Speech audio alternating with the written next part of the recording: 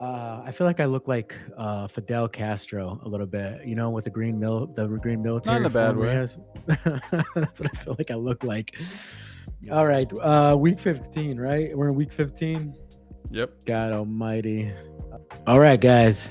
Week 15. The playoffs around the corner. If you're in fantasy football, you're probably in the playoffs this week starting or last week. But fantasy football players, playoffs are here. The regular season of the NFL, the playoffs are around the corner. We're starting to see well, it's a tight race, I mean, to be honest with you. These are a lot of still tight games. There's still divisions up in the air, like the AFC South, the AFC West, and the Colts division. I think that's the South, right? Regardless, still the NFC South as well is still up for grabs. AFC West is up for grabs. The NFC North is still up for grabs. There's just a ton of divisions still up for grabs. I think you went 3-0 in your best bets. You kind of swept the field there. We both had winning weeks against the spread. I did think you did tad better.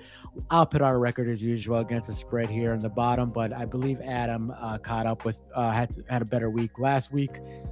So let's get to it, man. There's a lot of games here, a lot of big spreads as well. So I can't remember last time what week had a big spreads like this. Some surprises as well, but let's get to it, right, guys? Because there's no more bye weeks. So like and subscribe, guys. We're gonna do all 16 games here, no bye weeks. So all the games are playing. So shop your books, like and subscribe, and let's get with our Thursday primetime game. We have a division rival. Now, this game, a few weeks ago, I would say it would be a blowout by the other team, that being the Buccaneers. So we got the Falcons versus the Buccaneers, and the Buccaneers being favored by 5.5 and the over under 43.5 points. Now, I just said several weeks ago, I thought this would have been more of a blowout but the Buccaneers, I mean, that loss against the Saints, I know their defense is more particular. Their secondary Swiss cheese, but like your rush defense is still top 10. It's ranked ninth, I believe, in rush defense. But you let Tyler Skeek, whatever you say his name, that guy looked like dynamite. He looked like Jackson Dart. So, like, can you trust anybody from the NFC South, man? Are you confident anybody's going to like any of these teams? You got Dr. Jekyll Hyde in the Panthers. You got it's actually just the Panthers and Saints going for it. I think the Falcons, we know them, but still, like, do you trust the top two teams or the division in general? No, who the Saints division? You're saying, Yeah, or the Buccaneers? Tampa Bay Panthers. Do you trust those guys to do anything? No, I don't, and I don't know what's going on with the Buccaneers. I don't know if the fights just left them. Like, I feel like the Saints are impressive that they are continuing to fight and putting up, strong games against teams every week. But the Buccaneers, injuries are not really an excuse so much anymore.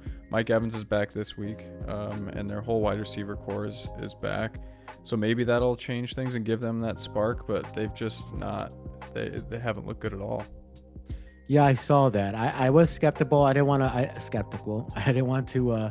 I didn't want to right away say he was going to be available because I haven't checked this since a few hours ago. But I remember he's questioned. They did take him off the IR and all that. But if I know him and McMillan, they took off the IR. So you're right. That could definitely get into add a spark to them.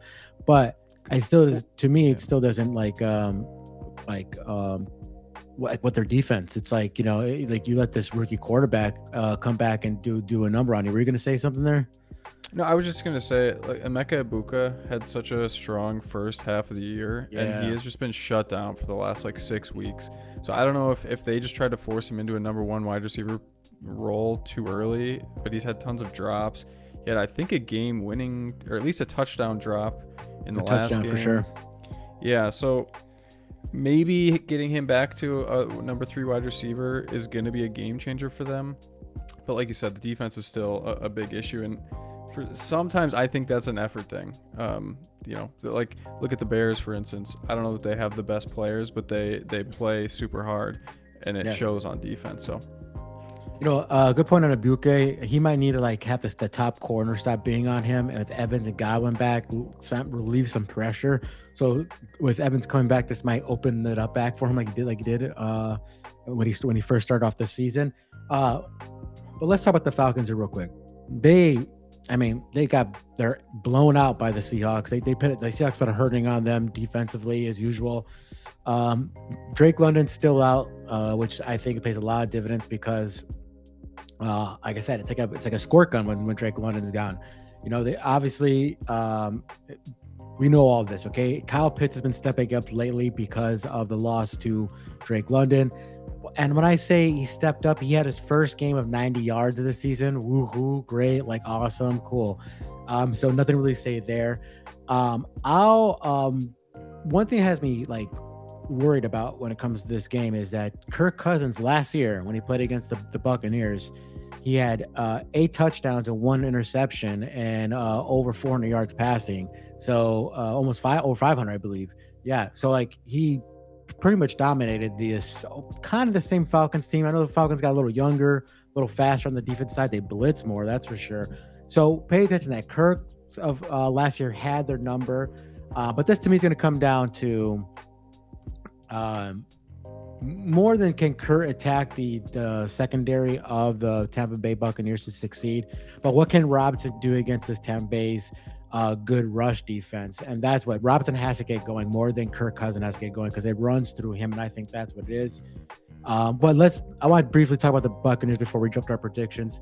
Baker Mayfield does not look good. In the last 4 games, he has under 60% completion rating. Okay, and he has a bouquet. He has Tez Johnson. He was kind of like a flash in a can or a flash in a jar, as they call it. So he kind of died off there. Bucky Irving's back, so I'll have there. But pay attention. Baker's not doing his usual. He's been pretty bad of late. Like we said, McMillan and Evans is back. That the Buccaneers have lost 4 of the last 5 games. Don't forget, even though they're not like turning it around. But most importantly, they haven't covered in 5 straight games, the Buccaneers, and their offensive guard is out this year. That including the right tackle has been out for a while. I mean, and their left tackle, Whiffs, he's been hurt, so he's probably playing hurt. So they still have offensive line problems. Their free safeties out for this game. The backup other safeties out for this game. Weatherspoon is still playing for strong safety, but this team's now, as they were getting healthier, they're getting beat up again. So the guard's out, right tackle. Now they got a starting safety out, and Cade Otton's out. They're starting tight end. Cade Otton, he's a good, solid tight end, so he's out for this game as well. So, dude, it's tough. Like, I guess what it comes down to is like the Buccaneers. Crap or get off the pot. Like, do you believe that they're going to be put in like they're like a rabid dog? They're put in a corner. Panthers, I believe they're tied with the Panthers for first place. Do you think they cover in this game? Win or cover both against Atlanta Falcons team? And do you think they might have juice because their back is against the wall? Yeah, I think what this is called is gambler's fallacy, that just because something keeps happening, it's bound to go back the other way. So they haven't covered 5 in a row, but I think this might be the time. I think sooner or later they're going to have to step up. Like you said, they're tied. They're first in the division, but tied with the Panthers. So it's time. It's go time. And I think with the offensive weapons, they can put up points. Yeah, like I just can't put money behind the Falcons. I just can't. Like, no. Even though remember when Brian Robinson ran for 167 yards against the Jets, they still lost. Mm-hmm. They still lost against the Jets. Okay, so they know the writing's on the wall. The GM I've been telling should be fired after this. I think there's no motivation for this, and they also are going to be missing one of their starting linebackers. Their wide receiver room's all beat up. One of their defensive tackles out for this game. Give me Buccaneers to cover this number. I think they know they have to stay with the Carolina Panthers, because if you don't win the division, you're probably not getting a wild card at all. So you have to win the division, the NFC South, or you're probably not getting in whatsoever. So give me and Adam the Buccaneers to cover against the crappy Atlanta Falcons. But now let's switch to an actual another individual game, but this one's gonna be dynamite. This is I think another game that could be possibly the game of the week here. We have the Bills versus the Patriots. The Bills surprisingly favored by 1.5 points, and the over-under is 49.5. Bills coming off, let's be real, a lucky win against the Bengals. Burrow throws like some terrible interceptions.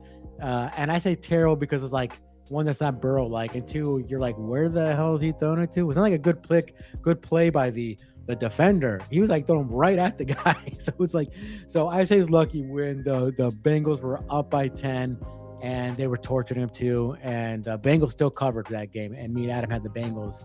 But so Buffalo comes off a win against the Bengals, a must win. They needed that one. They needed to turn the tides. When I looked at that game, and we don't have to harp on this because you've been harping on it a lot, or I have been. I said it once again. I'll say it every week. They should have traded for another weapon. So who's the leading receivers for the Bills? Knox and Kincaid, the tight ends. That's it. Knox and Kincaid. So this is a tight end kind of run offense, if you will. It's a running offense, but their tight ends are their best receiving guys. Shakir, guys falling like a stone. Coleman, I mean, they don't even use the guy half on. Brandon Cooks, nice story, didn't really get involved. Curtis Samuel still hurts. So that's it. It's Josh Allen, obviously. He had 4 touchdowns in this game. Then it's Cook, who they should be feeding 20 to 25 carries every game. I know he's fumbled a little too much, but still need to feed him. And then your tight ends. That's it. It's tight ends. And, that's about it. And I don't trust that. I don't care if they're 8-4. Or 9-4. I don't like that they do teams run through things through tight ends. Brock Bowers, yes. But Brock Bowers and Kincaid, different kind of tight ends, okay? I like Kincaid a lot, don't get me wrong, but I don't like that Knox and Kincaid are going to be their leading receivers. And honestly, don't forget, the Russian defense, still trash. Passing defense is not that bad. You want them to get after the quarterback as usual more than they have been, because they haven't. And I don't trust the Bills. I think you repeated that before. I still don't trust them. I don't care if they're 9-4. I don't trust them. I mean, you don't have to repeat this, man. We're both not surprised by them, right? I mean, no, we're not. They're 9-4. It's nothing to sneeze at. But I don't think, like I said, we're not. How do I say this? We're not worried about them, if you will, or that's what I meant. Yeah, it's so tough. I mean, I think Josh Allen is the MVP again. When he turns it on and decides to win a game, he can do it. So that's the only thing to be scared of, in my opinion. But that's a big possibility. Yeah. But overall, I don't like him. And here's an even bigger possibility. Can the Patriots win 11 in a row? Can they win their 11th game in a row, which is kind of nuts to me because they lost in week 3 against the Steelers. So that's kind of bananas. So they're coming off a bye. Coming off a bye. And they beat the Bills. Don't forget, they beat the Bills week, let me see here, 5 by 3 points. And that was at Buffalo, okay? So they beat in Buffalo. Drake May is killing it. We all know that, top 2, top 3 MVP candidates. Henderson has cooled off a bit. I know, but before the bye, but him and Stevenson kind of picked up the slack. And now they have a good 1-2 punch. But when it comes down to this, the Patriots for me is their secondary. Their defense is not that good. Now look at the rush defense is good. We said this before, but they can't really get after the quarterback whatsoever. They are in the bottom 10 in sacks, I believe, and their secondary could be lit up. I believe the best. Now the rush defense is still good. Still, they went from number 1 to number 2, so they little let up there, but. What it comes down to me is, like Josh Allen, Drake May has to make enough plays for his team for this, because his defense is not that good, or just there's holes in his defense where teams could put points on him, just like with the opposing teams could run all over the Bills.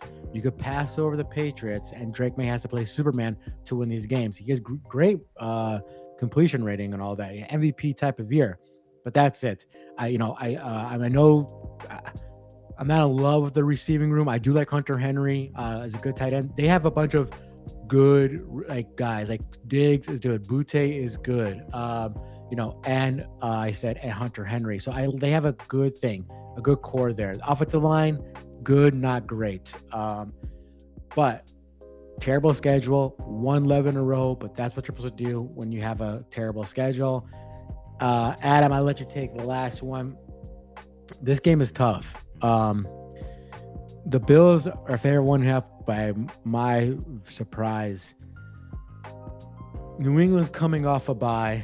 If New England probably wins this game, it's probably they win the division because they have Ravens and then they have Jets and Dolphins. So, but even if they don't lose the Ravens and then win out the last two, and the Bills win out the rest of the games, the Patriots have the they're up. They beat them by 2 points. They beat them twice, so they would have the tiebreaker and still win the division. So I think if they win this game, they'll probably win the division. If the Bills win, they're only one game down.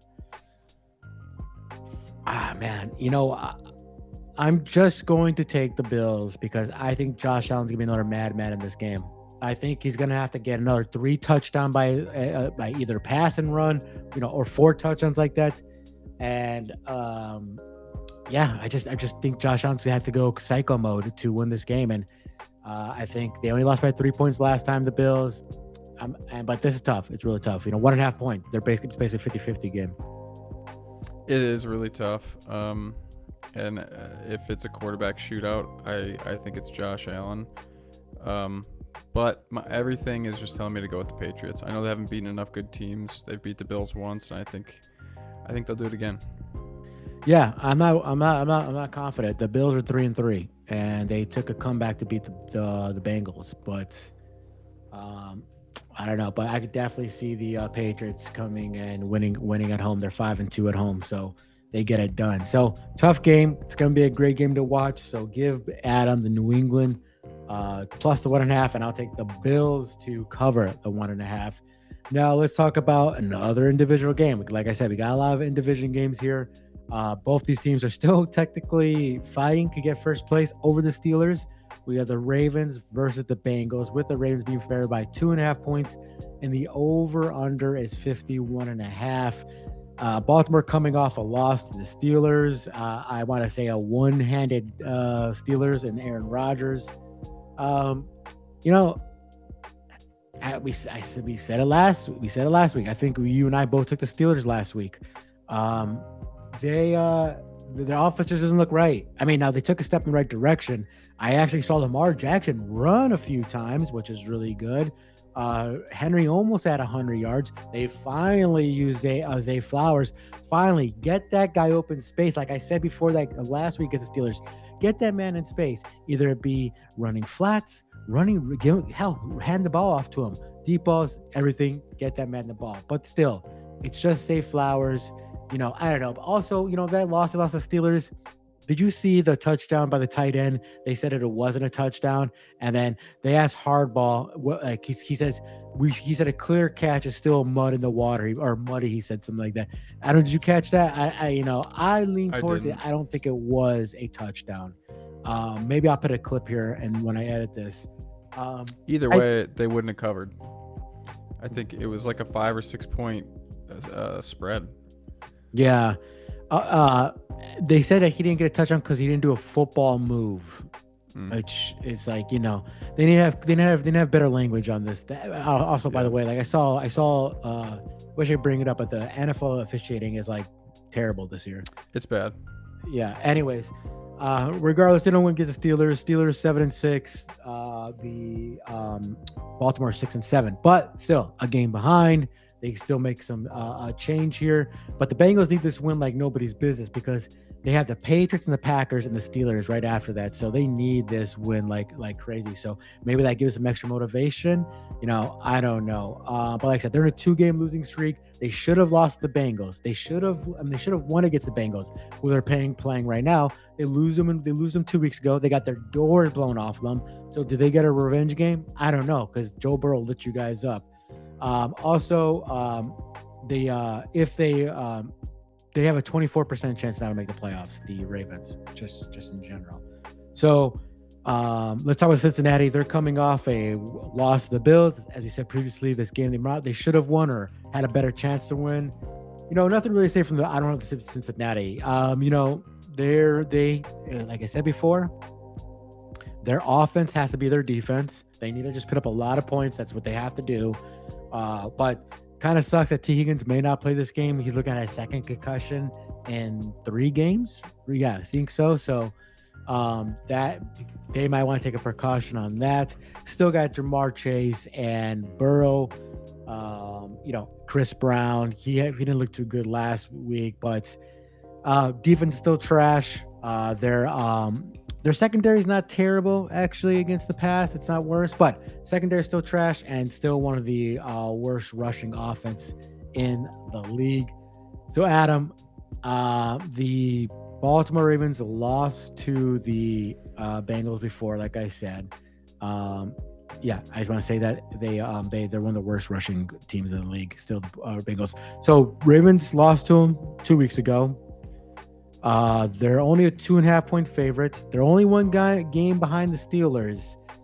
Do you think them still having a chance to win the AFC North? Because they hadn't really proven it. Okay, they knew they were right there for the fight for it 2 weeks ago. Do you believe they're back behind a corner? Like they need to win this game, and you think that gives them the juice against a Bengals team that, they're technically still in it, but are they? They need to win all the games out, and they need the other team to lose out. So I don't know.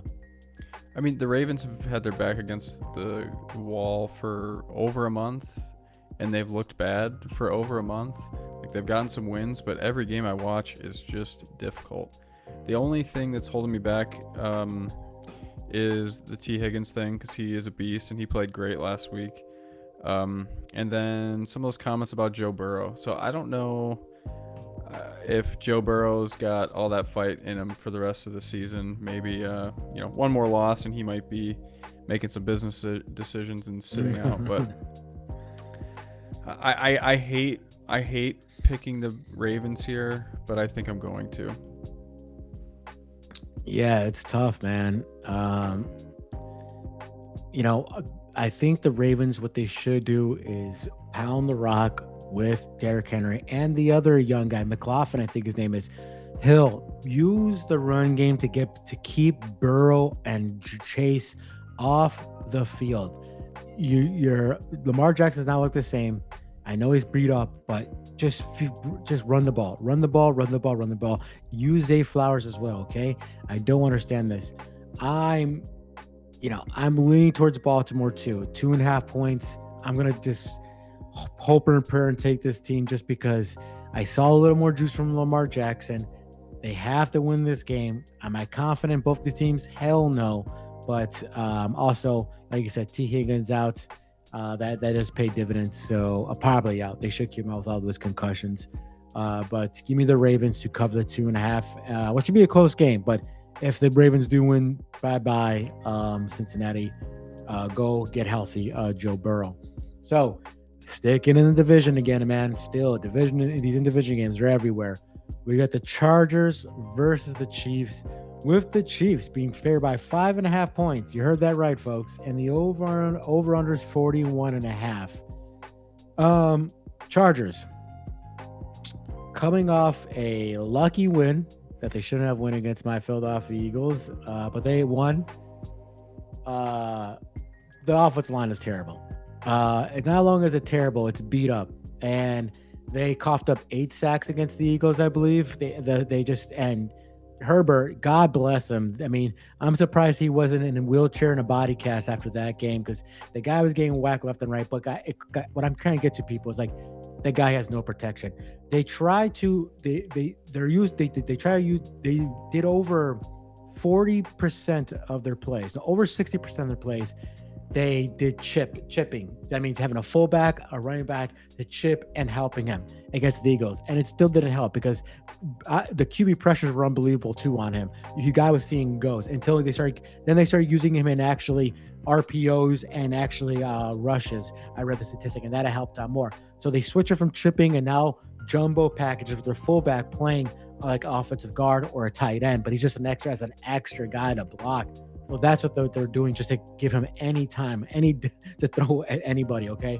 But if you also look at that game, besides that, it was a blown play up by the Eagles. Nakobe Dean, who played awesome that game. That long pass they did the running back, the running back actually got caught up in the lineman. He almost fell. It looked like he was going to fall. It looked like Herbert was going to run to his right side, and Dean followed the quarterback because he thought Vidal was about to fall to the ground. and then he dinks and dunks at Vidal, and Vidal runs for 70 yards or something like that. It was 60 or 70-yard pass. If you take that pass away from Herbert, he threw for 80 yards a game, just 80 yards. That's it. So that's how well the Eagles held him there, and that's why his offensive line can't protect him for that long. So keep that in mind. I guess one thing, they still have good defense. They have a secondary that's really good. So keep that in mind. You guys know this, but I also want, because I do crap on Jim Harbaugh and I do crap on I just didn't see anything good against the Chargers really. They did cause the Hurts to turn over the ball 4 times or 5 times. I think that's more because he was inaccurate and he was shooting himself in the foot. But under Jim Harbaugh, the Chargers in division games are 8-2, 9-0-1 against the spread, and they average 24 points a game. So the guy, when he plays his own division, he kills him. He knocks him out. So this is an in-division game, folks. You got anything to say about the Chargers, man? I think we all know it all. It falls on what can they do? How long can they protect Justin Herbert to put up any points? Yeah, it's tough. I don't know. Watching that game though, Herbert does move really well in the pocket, so those sacks that many sacks is impressive even with bad protection. But he is good. Next year they're going to be dangerous.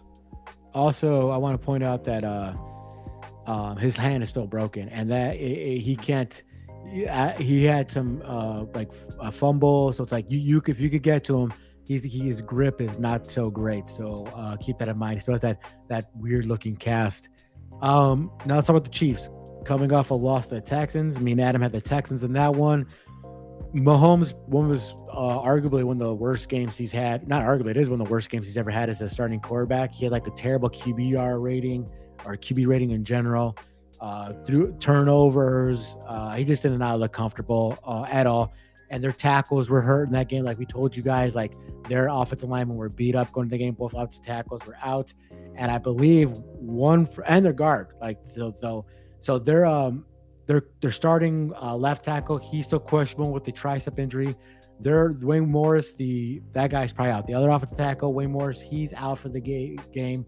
McDuffie is questionable with a knee injury. Nick Bolin did not practice Thursday with an illness. So those are all starters, folks. But if you're telling me that his tackles are not going to be there again, his Josh Simmons is not going to be there. So Josh Simmons is already out. He's the starting tackle. Okay, he's on the IR. But if Juwan Taylor's not either, that, like I told you, the Chargers could get after the quarterback. I mean, they're good at defense, so that doesn't bode well for Mahomes either. Okay, so another thing we have to talk about is that I wish I remember the statistic. I can't remember it, but the receiving core, even Rashid Rice, has been.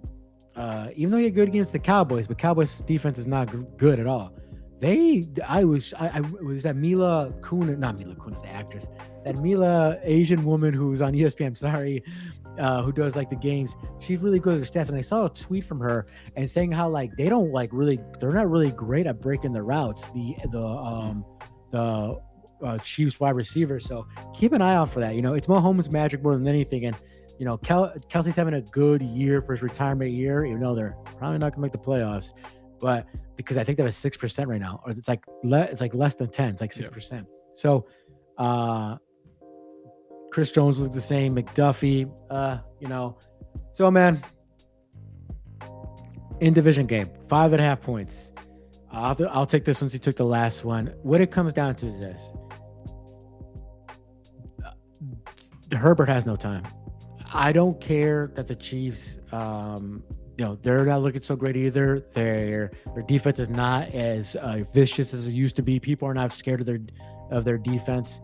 But I'm gonna take a Mahomes over a broken hand Herbert and offensive line that's more depleted in the Chiefs offensive line, and I'm just gonna take and I think they'll cover the 5.5 points. I think it's gonna be hard to score points in the game, in my opinion, because that's why 41.5 is pretty low, because I think the secondary of the Chargers could keep the KC's offensive weapons, but I don't think Herbert's gonna have enough time. So give me the Chiefs to cover the 5.5 points. Yeah, I'm gonna. By the way, Okay, by the way, every time I swear to God I pick against the Chiefs, I picked them. I picked them before the Texans game. I picked them. They weren't doing anything. It's tough. It's really tough. I just like the Chargers run game. Kamani Vidal and Hampton are a good combo backfield, and I just don't like what I see from the Chiefs. Like I said, with their offensive line issues, I know both teams have them, but I like the Chargers defense to get after Mahomes, and I'll take the 5.5 points. Yeah, and I don't for the Chiefs like the Ravens. Oh, this is your chance to this is how you're going to their backs against the wall. They got to win. Well, Chiefs too have been their backs been against the wall too, but. I mean, you can't tell me Herbert's not sore, and he's coming off a Monday Night Football, and they're going from San Diego to the Chiefs. But here I forgot to mention this. I was going to change it. I'll give you. Let me make your decision here if you want to change it. They are going to play in the cold, and this weekend, I don't know if you checked the weather. It's going to be cold, so they're coming from indoors in San Diego to LA to Kansas City. Is that pay any dividends for you? Nope, more running game, baby. Chargers on the ground. Yes, and Amari Hampton is back, and he looked pretty decent for being coming back. So I forgot to mention that. Amari Hampton's back, and they will have to turn the running game, and maybe they could get it run to the Chiefs. Could be a good game, actually, I think. So we'll do with that. Hopefully the Chiefs lose. But, I did pick them to cover, but I'm not a Chiefs fan. All right, now let's go to all right, we finally got to one of the bigger spreads of the game. We have the crappy who's playing quarterback Jets versus the Jaguars. Jaguars being favored by 13.5 points, and the over/under is 41.5 points. Is your cat's making some noise over there? I don't know what I heard. Yeah, something. Okay. Make sure there's no you got any ghosts there in that big house of yours. But all right, dude. I had to go look it up because I forgot the guy's name. Looks like Brady Cook is going to be starting for the Jets because Fields is breaking the IR, I believe, or he's not playing, and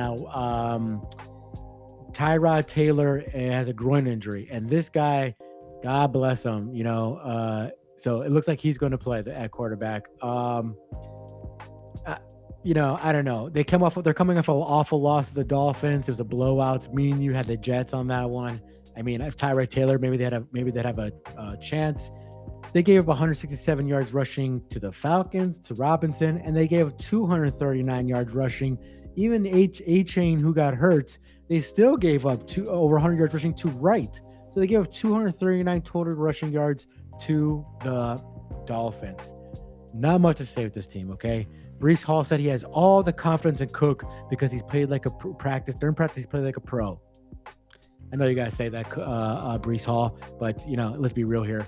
So, it's going to have to run. They're just got to come through the running game. They're going to have to use Cook. They're going to have to use Davis, Bew Allen if he's healthy. That's it. And I don't think that's going to work unless, I don't know. I don't think it's going to work. Let's talk about the Jaguars. Jaguars coming off a good win against the Colts. They ended Jones's a non-contact and he threw the ball or something like that. Mm-hmm. Regardless, Daniel Jones tore his ACL and the Jags won and they covered the game. They're on a 4-game winning streak. Their defense has been stepping up, but I think the most important thing that the most important thing for the Jags that happened to them is Jacoby Myers has now became the number 1 race receiver. And earlier in the season, when we talked about these games, they had a dropping problem. Like Brian Thompson Jr., Leggett, these guys were dropping. Was it Leggett, the other guy? I forget the other receiver. I forget if Leggett's on the Panthers. Henry, before Henry got hurt too. Yeah, so these guys are dropping passes left and right. Jacoby Myers, a guy who fights for small yardages. He goes in the middle. The guy doesn't drop balls. So I think him and now building a rapport with Trevor Lawrence, I think that pays a lot. It's opened up. It's helped Trevor Lawrence out. It's opened this offense. Even Brian Thompson Jr. looked pretty good last week. And also, like I said, Brendan Strange is back. Their tight end. I like him a lot. He's a really good, solid tight end. So I think him back and Jacoby Myers, who is really they got a real number 1 now, who they can really trust and throw the ball to. But as I told you, those rushing defense stats by the Jets letting everybody and their mother run over 150 yards on him, 200 yards on him. I think Travis Etienne's going to get a lot of yards in this. So with me, man, I know it's a big number, but the Jets already have a terrible offense, and this guy named Brady Cook is the quarterback. Give me the Jags to cover the 13.5. Massive number, but hey, I'll take it. Yeah, I'm with you. I think the Jags will blitz like crazy, get some turnovers, pound the rock. Yeah, it's going to be an ugly day. Yeah, 100%. God bless that guy Cook. I hope he's not. They're not going to terrorize him too bad, but give this both the Jaguars to cover the big number, 13.5 points. Now let's stay in the Midwest. This team beat the Green Bay Packers. Can they do the same against the Bears? We have the Browns versus the Bears. The over/under 7 points, and the Chicago Bears are favored 7 points, and the over/under 38.5. Cleveland, their defense decided to take a vacation. They decided like, hey, you know what? We're going to take this one off. Why don't you guys just Tennessee Titans come over and pit over 30 points on us? Why don't you guys do that for us? We'll take it easy. So surprisingly, one of my best bets, I thought, hey, Cleveland's defense, their offensive line is terrible for the Titans. Myles Garrett, this is your chance to shatter the record. Get 5 sacks on Cam Ward. No. Now, Cam Ward got sacked, but not as much as we thought. And like I said, the offense put up 31 points on the Cleveland's stout, the number one, the thing they got, their defense. So very surprised there. Also, hey, Shador Standards. I know it's against the Titans, but hey, he stepped up over 300 yards passing. Hey, if you're gonna have a good game, or take a step up, do it against a team that you're better, like with the Browns, with the Titans. Sanders did a good. If you're gonna have a good game, do it against a team that's crappy to get your bearings straight. That's what I'm trying to say. 364 yards passing, 3 touchdowns, only 1 pick. I didn't like that Judkins didn't even have. I think he had like 25 yards rushing, which was terrible. Shador Sanders was the leading rusher, and he had a rushing touchdown. So he has 4 total touchdowns.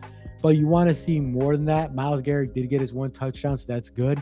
Yeah, Judkins had 14 rushes for 26 yards. That's pretty terrible. The concerning part for me was that they got gashed by Tony Pollard. Tony Pollard ran over 160 yards at 6.4 yards a clip, 2 touchdowns. So maybe that's a recipe. Hey, you know how a good way, like with the Eagles used to get to Dallas Cowboys against Michael Parsons, they would rush at Michael Parsons. They would rush at him. What did the Bears and the Chargers do against the Eagles? Rush at Jaden Phillips, so he won't, because he's always trying to get to the edge and he's going to leave that gap.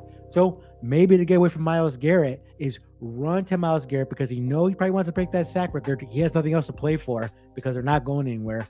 Maybe do what they did. They rushed at him like Tony Pollard, and those big gaps just opened up, and Tony Pollard gashed him. I do like that Shimry Dyke guy, or DK Dyke. I'm sorry for mispronouncing that, because he got a touchdown, but he's gotten like a couple or few special team touchdowns as well. So he's a threat in the special teams, that guy. So keep an eye out for that. And like I said, they still got Jeffrey Simmons. The guy's good. And with Jeffrey Simmons is playing there, and I want to see if I catch the other guy's name, Tavondre Sweat. Those guys are a great combo. One of the best combos on the line, and they can stop the run pretty well. So keep an eye out for that. I know they're still the Tennessee Titans, but they still have some players here and there. Well, Adam, the Chicago Bears. I took the Bears. I wish it was 7.5. I would have tied or covered, but they take it to the wire to the Green Bay Packers. And I mean that literally, folks. If you watch that game, the Bears marched all the way down the field. They kind of turned the Packers' heads in the second half. They turned it up. The Bears, so they take it all the way down to the goal line, and it was just a bad read. He had the wide was DJ. No, not who he had Clement wide open, but he didn't throw it up, give enough heave with the drop. Yeah. He didn't drop it to him good enough. I'm saying, right? He had guys in his face, and he was rolling left, which obviously he doesn't like to do. It was the same play from the week before. and the Packers got a little bit lucky that he had a bad throw on that one, obviously. But yeah, the Bears looked good. They looked better than I thought they would. Yeah, they fought the Packers real. I would say that was a good loss. They showed they could really hang with them. As I said before, the Ben Johnson was calling some good plays. They were grinding against the Bears, because when you look at that game, nobody really stands out to you. Even Kibbles was 19 for 35 for 186 yards. Not bad. They spread the ball, running the ball. Swift 13 carries, Manungai 14 carries, but hard yards. They're averaging 4 yards a carry each guy. Swift was almost averaging 5 yards a carry, but there were hard yards against the Packers, and they're doing enough to like just get those first downs. But nobody really blew you away for them. But it's more coaching. As I said, that's the only way they beat the Packers. Good coaching in that game. But hey, if you guys watch that play, if he threw to DJ Moore in that play, DJ Moore now would have got the first down. I think he could have just walked in for the touchdown in that game. And I got a feeling the Bears would probably went for the 2-point conversion to go for the win. That was my feeling. But it was a good win regardless. Caleb Williams, Pat, Adam keep on repeating this. I think he's better than average, maybe good, but I don't think he's great. I think he's getting a little too hype up from like Nick Wright and Colin Cowherd. I feel like it's Ben Johnson making these calls and making him look good. The running game's great. So Adam, what'd you think about the Bears after that game? So the Packers, at least in the first half, moved the ball really well. Jordan Love played great and kind of exposed some of the weaknesses in the secondary. The running game was pretty non-existent in the first half, but I don't know if they just started to wear them down, or if they just found some different play calls that worked. But they did grind him down with that. And Caleb Williams, so what he's really good at is not taking sacks. He's spinning out of all of these like surefire sacks. You know, when you think the drive's over on third down, he spins out, runs for first down. That's really impressive. He can roll out to the right and throw on the run like on a dot. That's really impressive. Everything else, not impressive at all. Even some of his like amazing throws that he had were lucky. Like the one touchdown they had went through Keyshawn Nixon's hands. That one that was a diving touchdown. So it's like, you got to count the points. I'm not saying it didn't count, but those kind of things are not sustainable. And he has improved, but I'm still just not a believer. Yeah, man. Like I said, I think it's more coaching him up and, putting him in the right positions to make some decent plays. And I'll give him this though. He does get out of sacks pretty well. Like he really well, and he likes to use his legs and he'll fight for it. So I give him that. He has a very good escape artistry out of this, and then turning that into some kind of play, if you will. So that pays well, but I think it's more Ben Johnson as Caleb Williams. So I'll let you take this one, man. 7 points in Chicago, is the defense for the Cleveland going to actually show up after taking a beating from the Titans, or do the Titans open the formula up and that'll play right into the Bears' hands, and they could run with those two running backs and expose the Cleveland's defense, and and then cover this number? Do you think they will? Yeah, it's tough. I mean, it's been hard to bet against the Bears in the last month or two. I think it is a lot of points, but seeing that game last week from the Browns does have me nervous. I think with the running attack of the Bears and not having such a focus on the passing game, will keep the Browns D-line at bay a little bit. And I think they can cover. So I'll go Bears. Yeah. It's tough, man, because we both know. I know me and Adam, we're not big Bears fans. I think the win against the Eagles, the close win against the Packers, the close loss to the Packers, and they had a good win before the Packers as well. Who was that against? Let me double check who they win against. That was against the it was against the Eagles. So yeah, and they beat the Steelers, another good decent team. Um, yeah, man, I just can't think. I think Ben Johnson could. That's what I think it is. I think he could scheme and get the Bears to win with this game. And ultimately, what are the Browns playing for? Shador Sanders, I feel like he is probably fighting for his spot to be the starting quarterback next year. Excuse me. So that is something, but I think ultimately the Bears know they got to keep up with the Packers. They got to stay ahead of the Detroit Lions, because if they slip up and the Lions keep on winning, they could fall out of the playoffs right now, okay? Because they're the 7th spot. The Bears went from the number 1 seed in the playoffs to 7, okay? So they have to keep on winning, and I think that's enough motivation. And I'm done picking the Browns, by the way. Like, I've been a Browns believer for a while, but I'm done picking for covering games. And who knows if Shador Sanders, you can't rely on him to have back-to-back good games. So with that, give me Adam with the Bears to cover the 7 points, which I'm glad there's no hook on this. So give us the 7 points.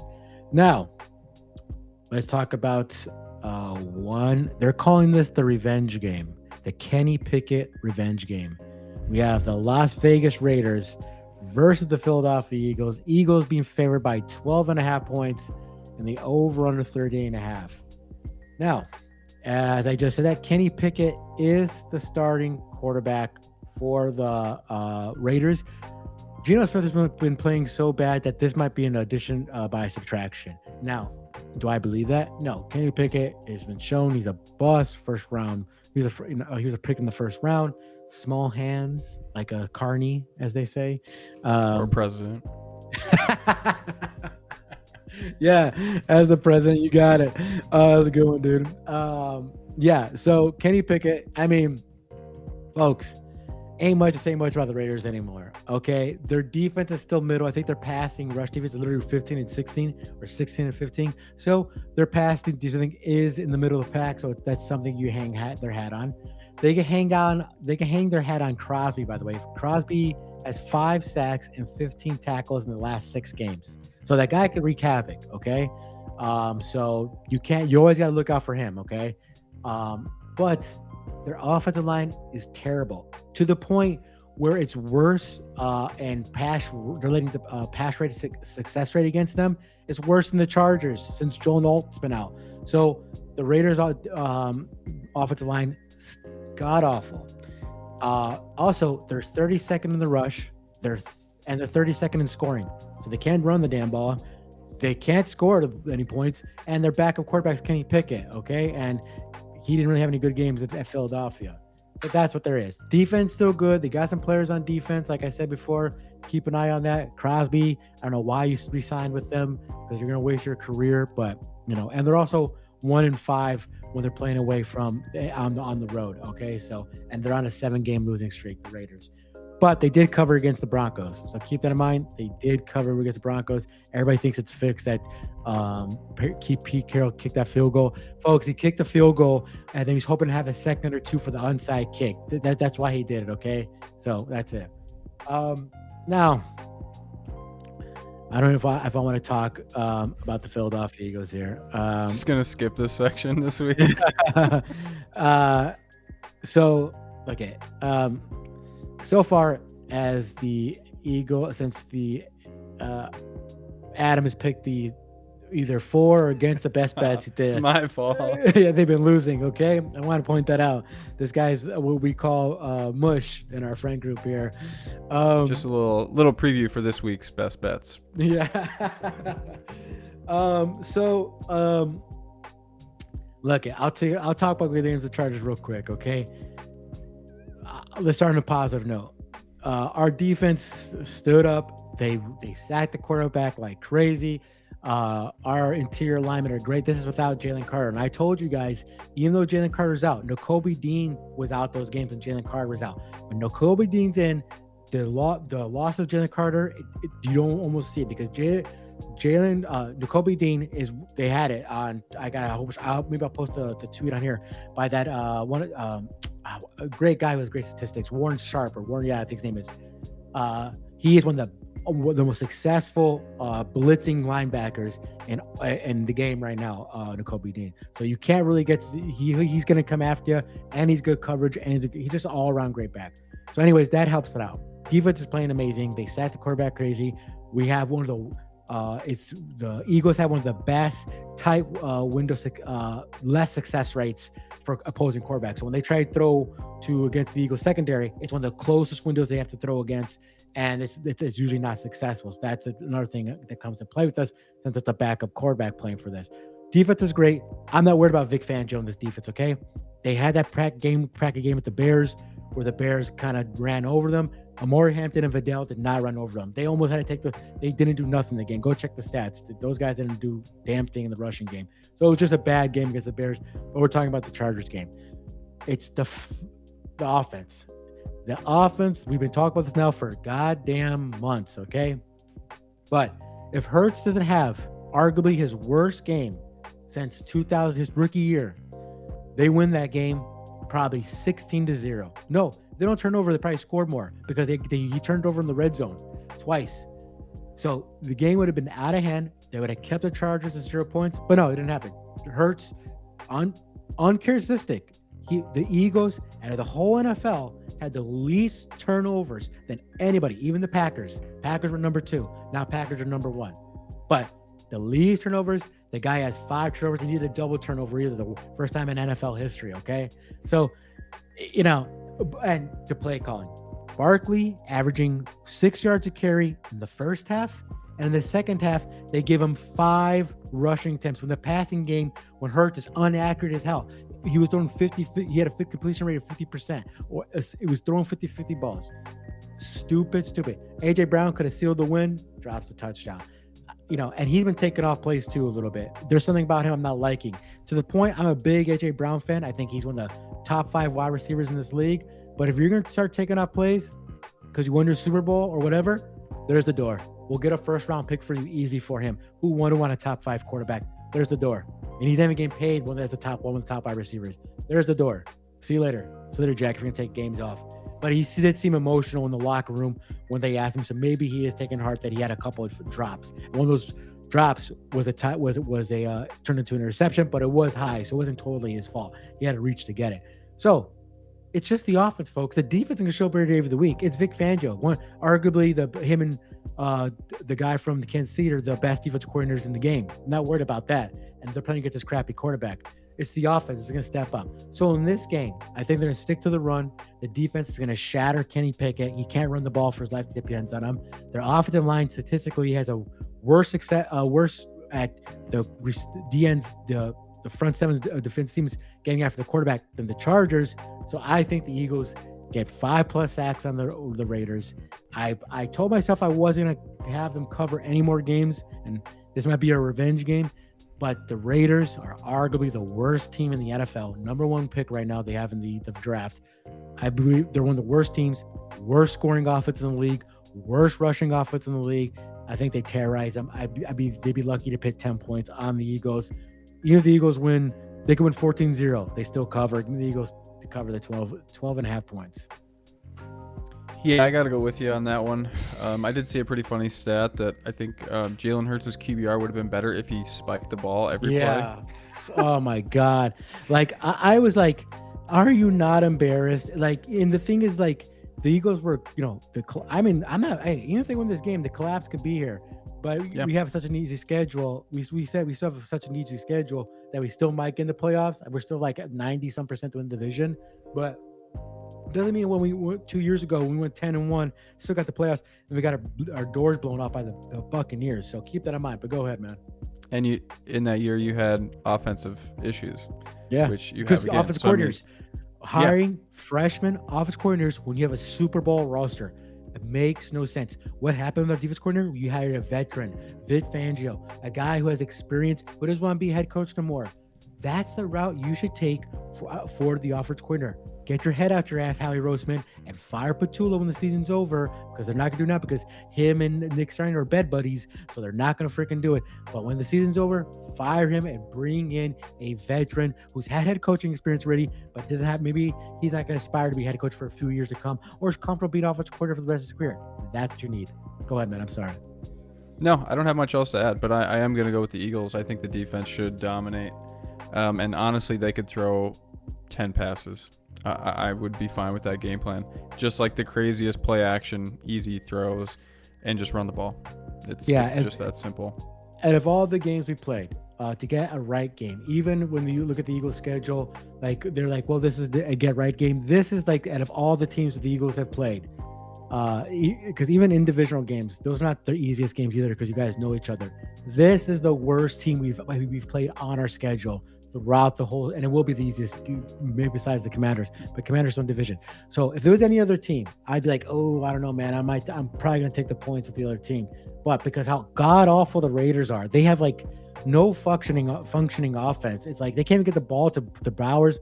Genty can't run the ball. You can't even see how good he is, because he has no time to even get out of the, when he gets the ball in his hands. So it's just how bad the Raiders are. It's just how bad that offensive line is.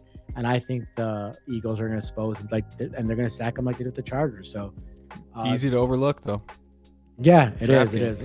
Yeah, that's true. I'd be happy with the win, man. I'd be happy with the win. I hear you. But I'd take the freaking to cover the 12.5 points, or the 13.5. Yeah, 12.5. Now let's go to another game. Big spread. We're staying in the Southwest, baby. We got the Arizona Cardinals versus the Houston Texans, with the Houston Texans being favored by 9.5, over under 42.5. Arizona blown out by the Rams. We kind of saw that coming. It was a kind of bounce back game for the Rams. I think you chose the Rams. That was a good one. I chose the Cardinals for some dumb reason. But the Rams blow the doors off them. What are you gonna do, folks? The Cardinals, or Brissett, is working with what he has. I like that Michael Wilson is looking really good since Brissett's been the quarterback. Really tells me that it was not that Kyle Murray's a bad quarterback. He's just not your traditional quarterback who can get an accurate, he has a good deep ball, he could run the ball. But Brissett's showing, like, with the rights, if you give him the system, he could get the ball to the guys. And Michael Wilson, maybe Wilson's going to turn actually really good, because he finally has a quarterback to give him the ball accurately. And maybe he'll turn into a good wide receiver for him. But that's about it, folks. Their rushing game is pretty non-existent. I mean, like I said, Bam Knight's been a nice little surprise, but come on, that's going to not fully go through a season after teams get tape on him and all that kind of stuff. Benson looks like he's out for the season, so it's just going to be Bam Knight and the other guy. Keep an eye out. Marvin Harrison Jr. might play this game. I'm not entirely sure he will. If I'm he didn't practice on Thursday. If I'm the Cardinals, I'm putting him on ice for the rest of the season. Why risk your number one pick? He was actually looking a little better Brissett at quarterback. So why don't you keep him on ice? Get a more accurate quarterbacks. I think Kyle Murray's gone. He's played his last days in AZ. So that's it. So that's about it, folks. Their defense has not been stepping up either. They've been pretty crappy. Paris Johnson has been ruled out for this game. He's their starting offensive tackle. So that doesn't help. That doesn't help Brissett. Their starting corner didn't practice. Their starting defensive tackle with his knees limited.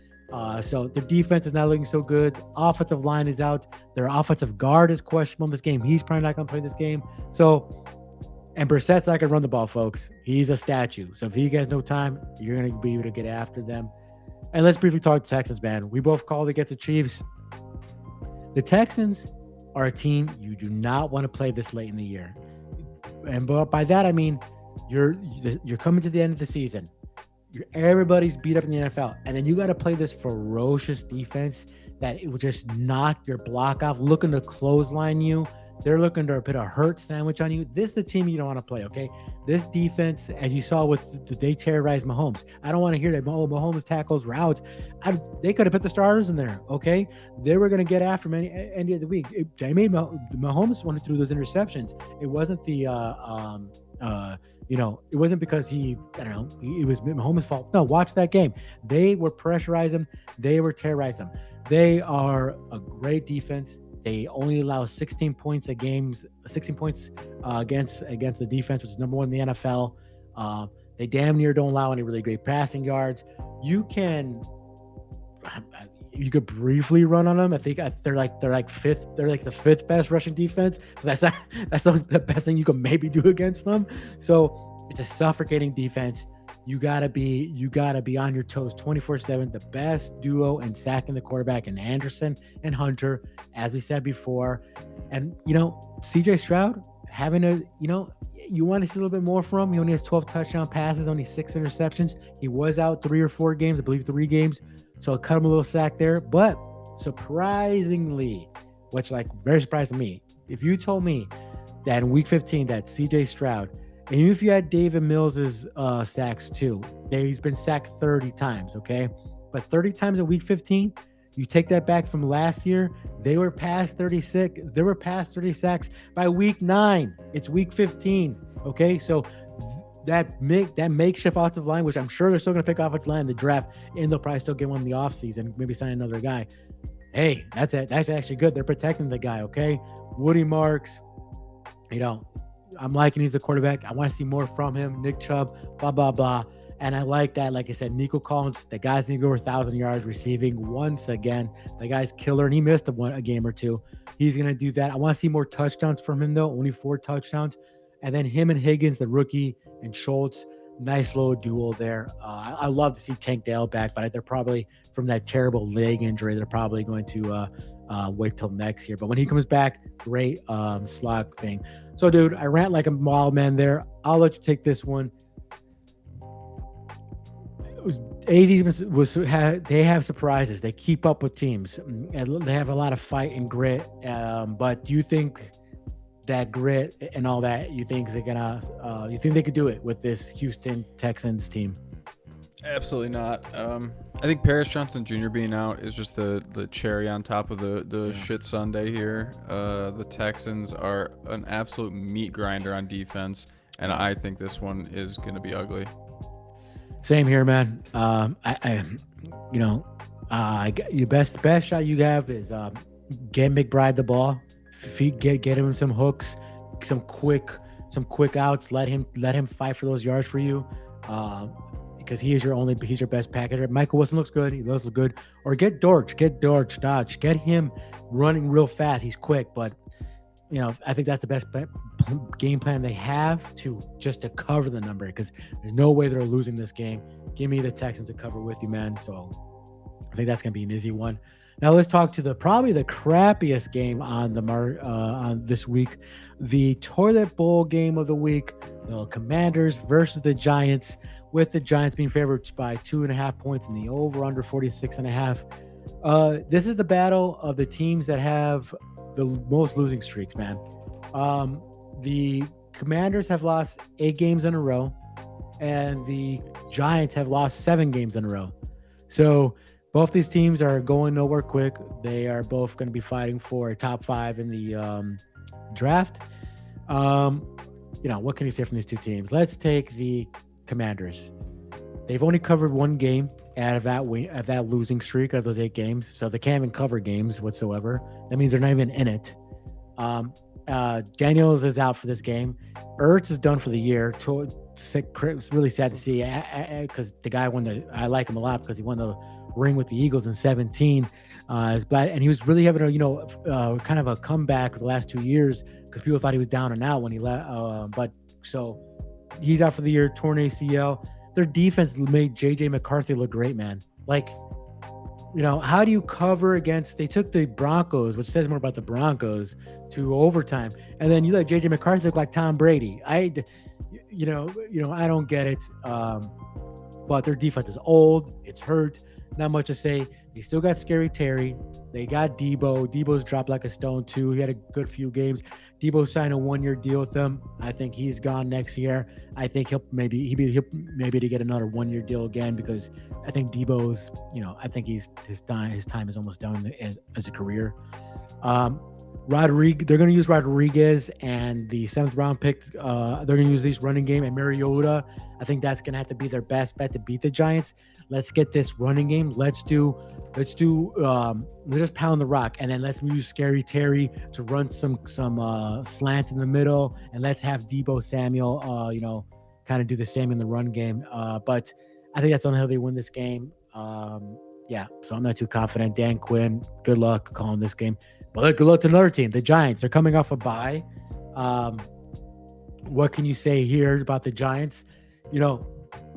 I guess it comes down to this. Do you think that I'm not doing my prediction here, but do you like Jackson Dart over more than Marcus Mariota? Now, a lot of teams believe in Jackson Dart. They like the fight he gives the team. He sacrifices his body. He puts himself out there.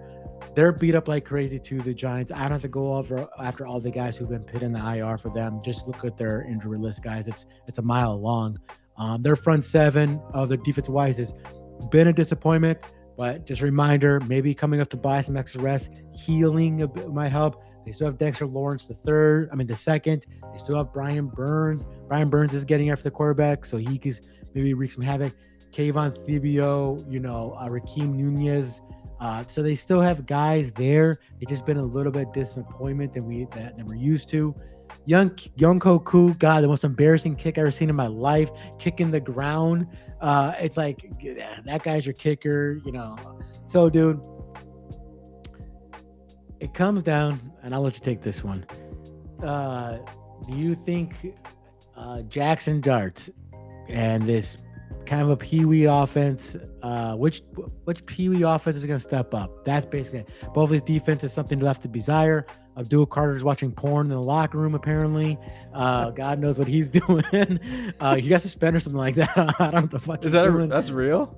He got suspended. He got benched. He got benched for like either. I saw like something like he's watching porn in the locker room, or like maybe or he was like watching TV.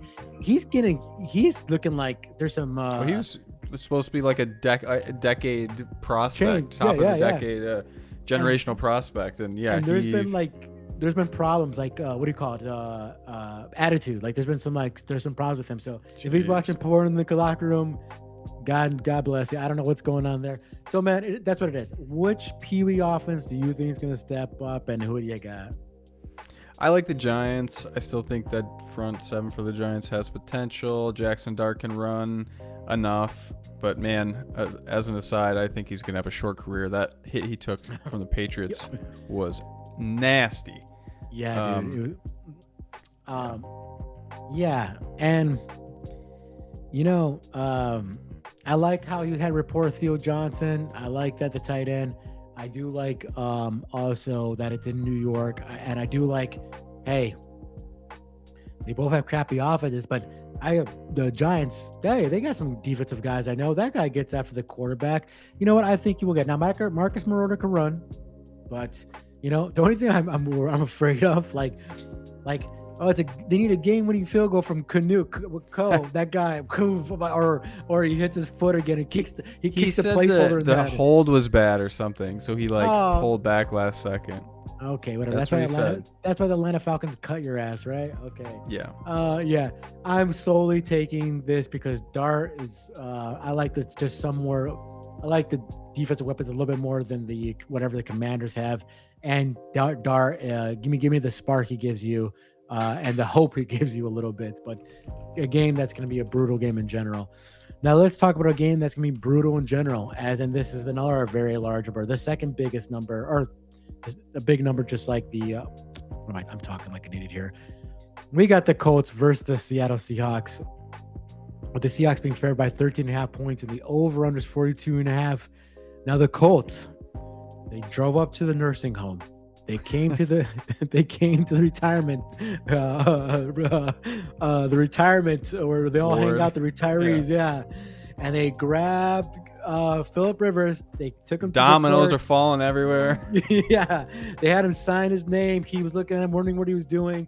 The all-timers kicked in, but they brought him to the Colts, and it looks like he's gonna start because I'm seeing no indications that Leonard, the third backup guy, is going to start this game. If you watch that game, he looked like I know he was just like a deer in headlights. God bless him. He tried.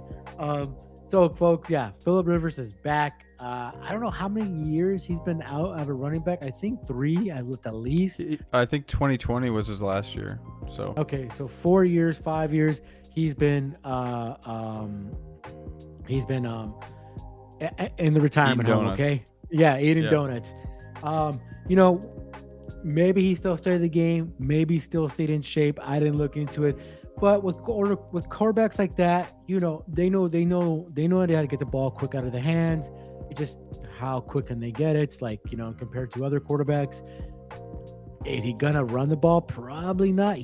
Phillip Rivers always was a gunslinger, so he probably still has like a little umph. He could probably throw it, you know, far.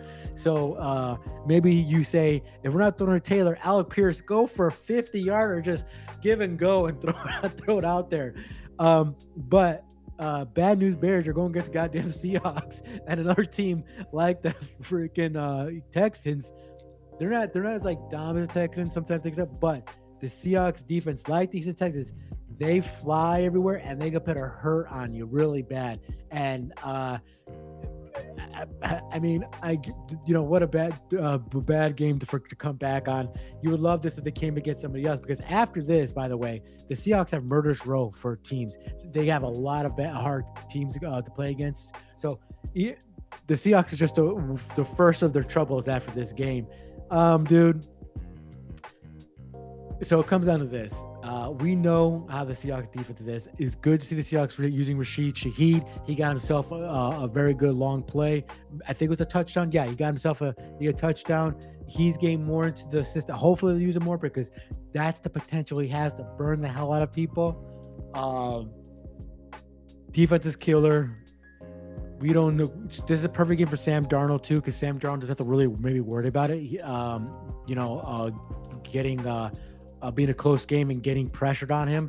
And Seahawks are coming off a blowout win against the Falcons. So what it comes to is this, man.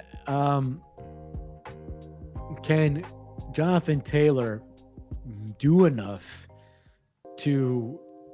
I don't think the Colts are going to win, but can he do enough to cook the numbers close enough, and can Phil Rivers facilitate so he doesn't turn over the ball? Can he be a game manager? Because that's what they're going to ask for him. I think it's going to be some quick plays that they know, slants, hooks, fighting the just dinking and dunking if they play zone. That's what's going to have to be, and then using maybe play action off of Taylor. Do you think that will do it to keep it within the number? Why are you laughing, Mark? I'm reminded of the movie Minority Report. Like, I feel like a precog that can see a murder in the future. There is an elder abuse murder that is about to take place, and I don't know what the Colts are doing. It's pathetic. Yeah. I don't know how he doesn't get injured in this game. Either way, their season's over. So it's like, what's with the sideshow? Like, I don't get it. It's kind of pathetic. It's really pathetic in my opinion. So I think it's going to be ugly. And the Seahawks all year have put away bad teams. I'm not saying the Colts are a bad team, but a team without their starting quarterback is bad. And they put those teams away. 100%. I think the Vikings and the Falcons games that you watch with them, they have defensive touchdowns and several turnovers in back-to-back games of the bat and those crappy quarterbacks. And Kirk Cousins, I'm sorry, is a crappy quarterbacks now, guys. I'm with you, man. The only thing, now this is nothing to worry about, but if you were gonna bet on the if you're gonna bet on Indiana plus the points, the Seahawks do have the Broncos coming on Thursday. So are they looking too far ahead that they're gonna maybe sleep on the Colts and possibly the Colts keep it close enough and they cover? But I also want to put out there before we end this, the Seahawks they do get back their center and Jalen Sedell, and their tight end, who's a kind of a backup tight end, but he's good. He's a good blocker. They're coming out the IR, so they are getting healthier.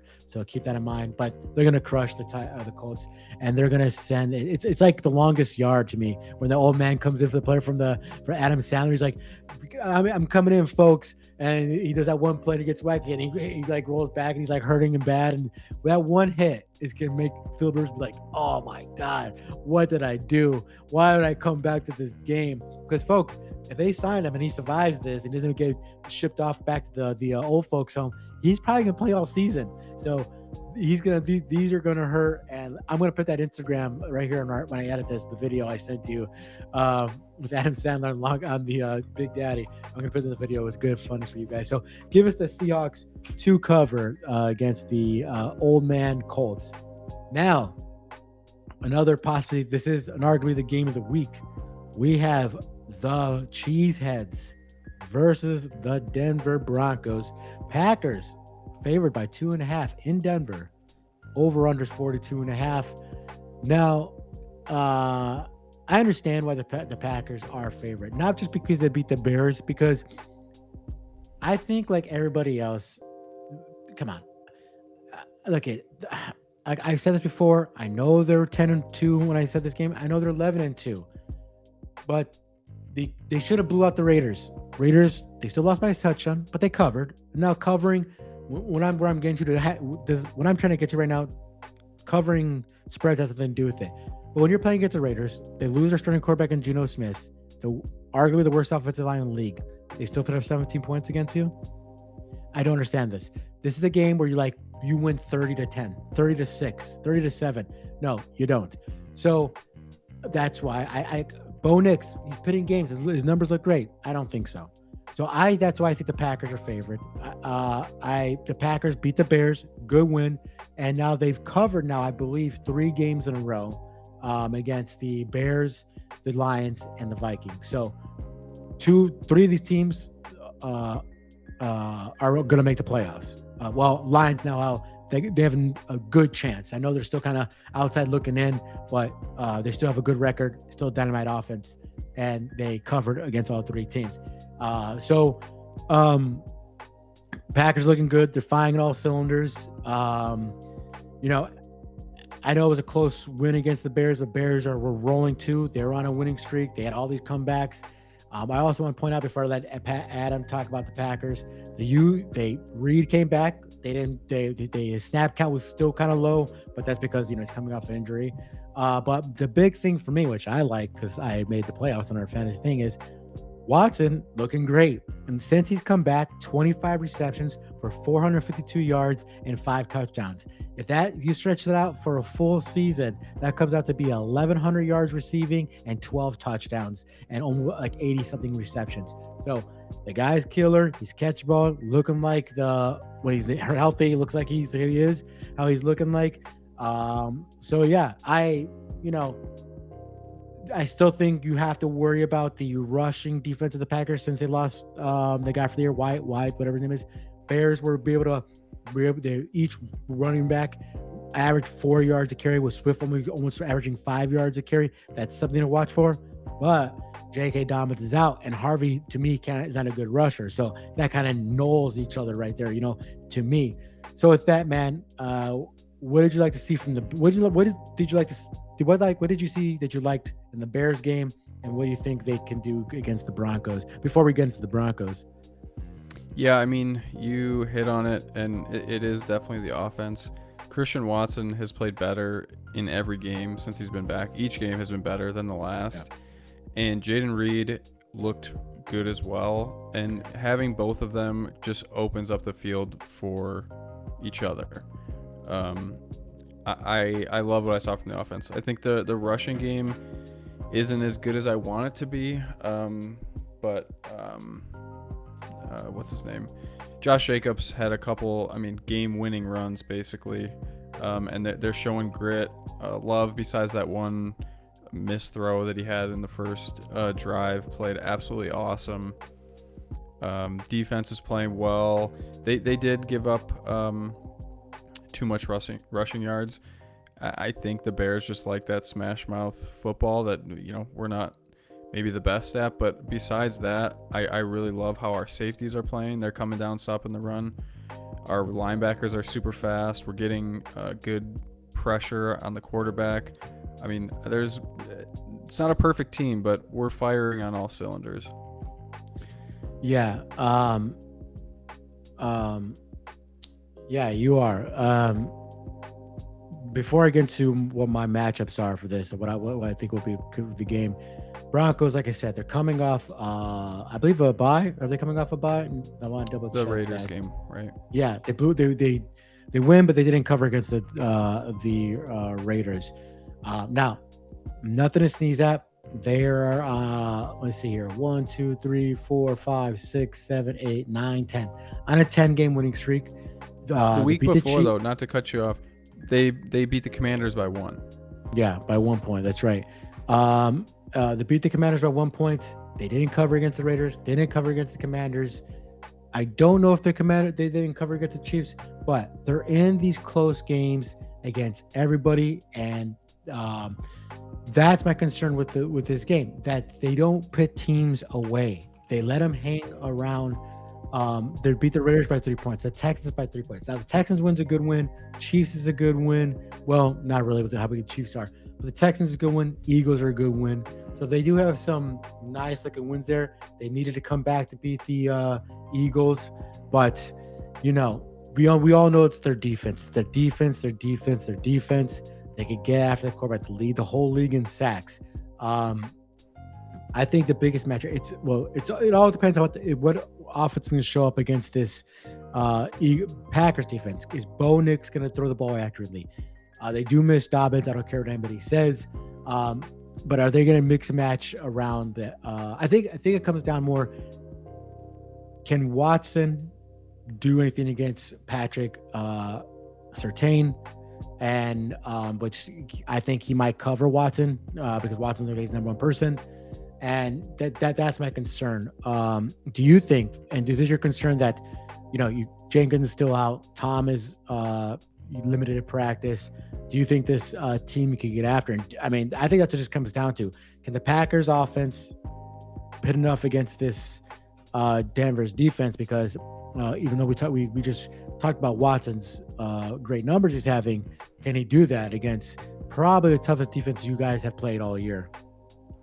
I think they can. I know the Broncos are very heavy on man coverage on defense. That is something the Packers have been really successful against all year. I think LaFleur is a great offensive coach that can scheme up things to handle the pressure. I think the O-line has been playing much better the last couple weeks. And I don't know. I know the Broncos defense is really good, but I haven't seen them be that kind of defense like the Texans that just blow up games. They let bad teams hang in there, which Packers have done as well, but the Packers also step up in big games. So I also have a big problem with the offense for Denver, and I think we can get after it. I know it's a big story this week, but did you see that Parsons hasn't gotten one holding penalty against him all year? Really? I didn't know that. Yeah, so everybody's kind of up in arms about that. I don't know if that'll change, but I mean, he's getting insane pressures through double teams. Yeah, I'm kind of rambling here, but I like how we match up. And I think we're pretty similar teams. Yeah, I do too. I like your guys' offense a little more. I mean, Jacobs is day to day because of the knee, but I like Jacobs more than I like Harvey. I just do, and I don't like anything behind Harvey. I don't. Harvey's a good receiving back, but he's not a good running back, in my opinion. And I like Love more than Bo Nix. Bo Nix his completion rating could go higher and higher. I mean, it's not so great. And I like Cortland Sutton. I really do. I think he's good, not great. I think he could be. I think in most people's teams, maybe with a better quarterback, he could really be a number one. So that's going to be here. But it's the defense. To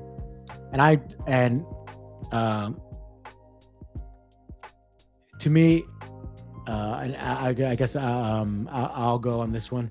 I think the Packers they cover against the Bears, which I think we kind of knew the Bears. I mean, we think the Bears are a good team, but I think I think with the Denver's going to be another good team, but not a great team. I don't care about the record, just like the Bears. I care about the record.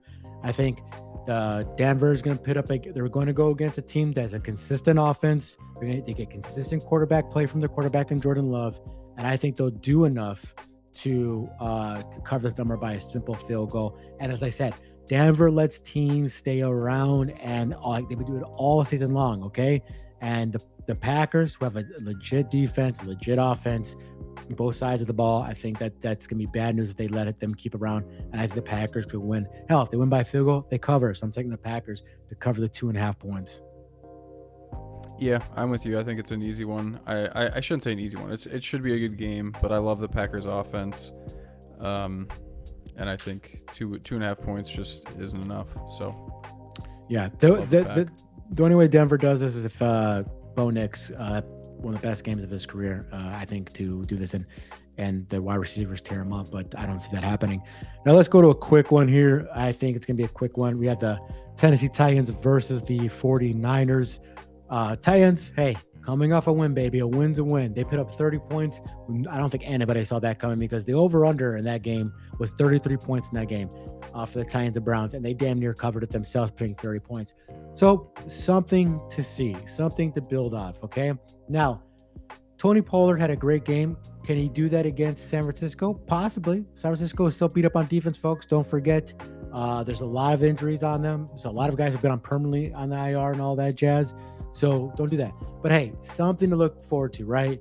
Tony Pollard had a great game. As I said, you want to see them. Cam Ward, winning is just going to help his confidence more. And it was against the Browns defense. He only had 117 yards passing and 2 touchdowns. So, you can't blame him there. And then, like I said, running game was doing well. I like Simmons, and I told you guys I like Sweat. That's a good combo, folks. They could stop the run. Those guys go look at the stats. When those two guys are together, they could get in interiorly. They could get after you, the quarterback, and stop the run. Not much to say, though. I like the guy, DK or Dyke. I'm sorry if I pronounced that wrong. He could good duel the guy, special teams, and a decent wide receiver. Not much to say much. The offensive line is still not so great. You can still sack Cam Ward like somebody's business, but they did protect him against the Browns pretty good. The Browns only got 1 sack in that game, but they were running the ball a lot. Now let's talk about the San Francisco 49ers. Frisco is, I think they're in it. They've been in it. They're 9-4 to everybody's surprise. Kyle Shanahan has never won the Coach of the Year. This might be his best year to win it, and I think he might have to take Robert Salah with them to accept the award because he's been patchworking this defense with scheming and good play calling for them to be 9-4. So great from them in general. Hey, they stayed alive. Mac Jones, good signing from the offseason. He kept them alive with good quarterback play. They get Brock Purdy. He's been okay, better than average, not great. He had that big game where he had all those turnovers. But he just needs to take a step in the right direction. They're also designating Gross Matos back, their defensive end, their starting defensive end. So he might play this game. He's been the IR. So keep an eye on for that. Curtis, that guy doesn't matter. They're also I cannot pronounce his name, but he's one of their defensive tackles named San Akuiwanuil. He is also looking like he might play this game. But like I said, this is more about good coaching by Kyle Shanahan, keeping these guys rolling. Christian McCaffrey playing like Jesus Christ himself. Nice little duo in Brandon Jennings and Kendrick Bourne and Rick Purcell and George Kittle. You want to see a little more from Ricky Purcell. Purcell. You want to see more from him. He's been healthy now the last 2 weeks. Maybe another bye week helps him get more healthy, more confidence. So that'd be nice right there. Like I said, defense, we know about them. Dude, I guess I'll go take this one first. I think the extra bye helps prepare for the Tennessee Titans. Make some guys get a little more healthier. They're getting their defensive ends back. So it'd be nice to have Huff and Matos there to get after the quarterback. If he plays this game, they haven't took him off the IR just yet. But I think the Tennessee playing back-to-back road games. They're coming to San Francisco. I think their luck will run out a little bit. Nice to see some confidence building. But Tony Pollard, I think he's not gonna have that game again. Nice win against the Browns, but I think it's another big number. And I hate taking these big numbers in the league, but I think Tennessee's luck will run out, and I'm going to take Kyle Shannon's coaching to cover this number. Yeah, I think you nailed it 100%. It is the coaching, that extra week off. I think the Niners can come in and take care of business. I don't like the big numbers either, but we are at the end of the year, and some of these bad teams are just going to continue to trail off. Mail it in. We haven't seen like double-digit spreads for the last like month or two, I feel like, and now we have like 4. So it's getting to be that time of the year where the blowouts start to happen, and it's a rookie quarterback against a San Francisco coached team is a prime time for that. And the interim coach from the Cincinnati Titans is not a successful one. So I think coaching in general goes all to the San Francisco with Robert Saleh, who's a hell of a defensive coordinator. So give us the San Francisco to cover the big number against the Titans. Now let's go back then to the division games. NFC South, baby. We got the Carolina Panthers coming off a surprising great win, but they're coming off a bye now, but they had a good win 2 weeks ago against the Saints. Carolina Panthers favored by 2.5 only 2.5 points, and the over/under is 40.5. Carolina's coming off a bye. They are the definition of Dr. Jekyll and Mr. Hyde. Now, I think when it comes down to them, the Carolina Panthers, they are like this because it's a young team. They, there's not a lot of experience to focus, hone them in, and you never know what you're getting from them. Since week, let's see, 1, 2, 3, 4, 5, 6, 7. Since week 7, they won 1, lost 1, won 1, lost 1. So they've been teetering tottering. So they beat the Rams, probably one of the most surprising games of the year, and they put the hammer to the Rams. They, like I told you guys about that game, even though me and Adam both chose the Rams, I was worried because the Rams defense could be a little exposed for a little bit, but Stafford had 2 receptions, and that's not unlike him. Regardless, a good win against the Rams. They have players, dude. I like the combination of Rico and Chuba Hubbard. We know that. Bryce Young, he's a little, you don't know what you're getting from week to week, so you got to watch out for that. But he's not having a terrible year. He's doing all right. 18 touchdowns, 9 interceptions, only sacked 22 times. I've told you guys in the past, their interior linemen, the center 2 guards, great. Top 10 in the league, no BS. So not getting that sack many times. 18 touchdowns, 9 interceptions, not terrible. I like Rico. Rico's going over 1,000 yards rushing this season. Nice little pickup for them because Chuba Hubbard went over 1,000 yards last year. Now they got that's how they're going to win this game. If they're going to win this game, they need those guys to go boom, boom, boom. So nice running back duo. We know this. You want to see more from the receiving game. It's basically their rookie wide receiver who's probably going to go over 1,000 yards. He has 826 yards receiving, and the next guy after him is literally, he has 826 yards receiving. The next guy is 287 yards receiving. It is a drop off like nobody's business. Xavier Leggett. So you want to see more from that. They're not getting more from that. And their defense, hey, I don't know what to say about their defense. They have 12 interceptions, 5 fumble recoveries, but the most disappointing thing that's going to help a rookie quarterback for like the Saints is they only have 18 sacks. They only have 18 sacks and it's week 15. So throughout a whole season, it's still only like a sack a game.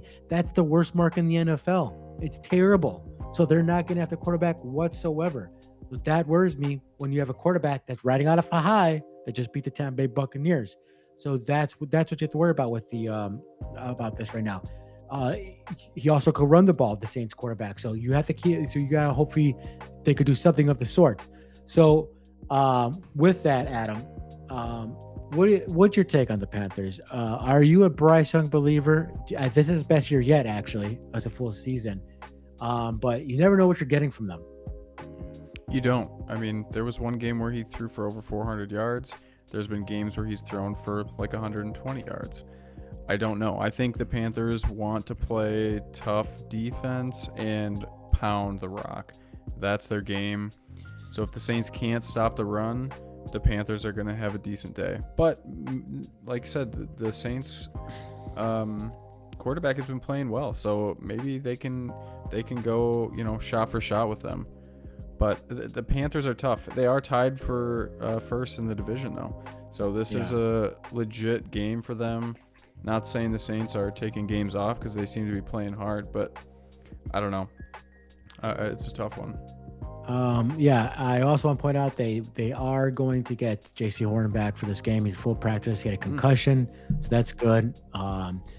Also, their linebacker was full participant as well. They're starting linebackers, so that's good. I'm worried, though, their two guards. One was put in the IR on the 29th of November, so he's still in the IR. And Robert Hunt, really great offensive guard. They did not open his 21-day practice window this week, but they still think they'll get him at the end at the end of the season. So pay attention to that. Their guards are not healthy. Now let's talk about the Saints. Great win against the Tampa Bay Buccaneers. Tyler Shook, he looked great. He was really sacrificing his body. He was playing out there. Didn't care he was getting hit. So good game by him. The thing about the Saints is it's obvious their offense is you don't know what you're getting from them, and that's what you have to worry about. David Neal has stepped up a little bit, 70 yards rushing, a touchdown. That's good to see. Chris Olave, good. Juwan Johnson, good tight end. I like him. I told you guys. Chris Olave, good. I like all these guys. It's just what you're gonna get. And their defense is stingy. It is. It's actually a decent defense, and they could keep them in games, and that's what they did. They held the Buccaneers to 20 points. But dude, like I said, it all becomes what you're gonna get from Tyler Shook. He didn't have an interception. He didn't have no passing touchdowns in that game, but he had 2 rushing touchdowns. So he was really sacrificing his body and putting it out there. So there's not much, I guess. Talk about this, the history of these two teams. Okay, the two histories of this.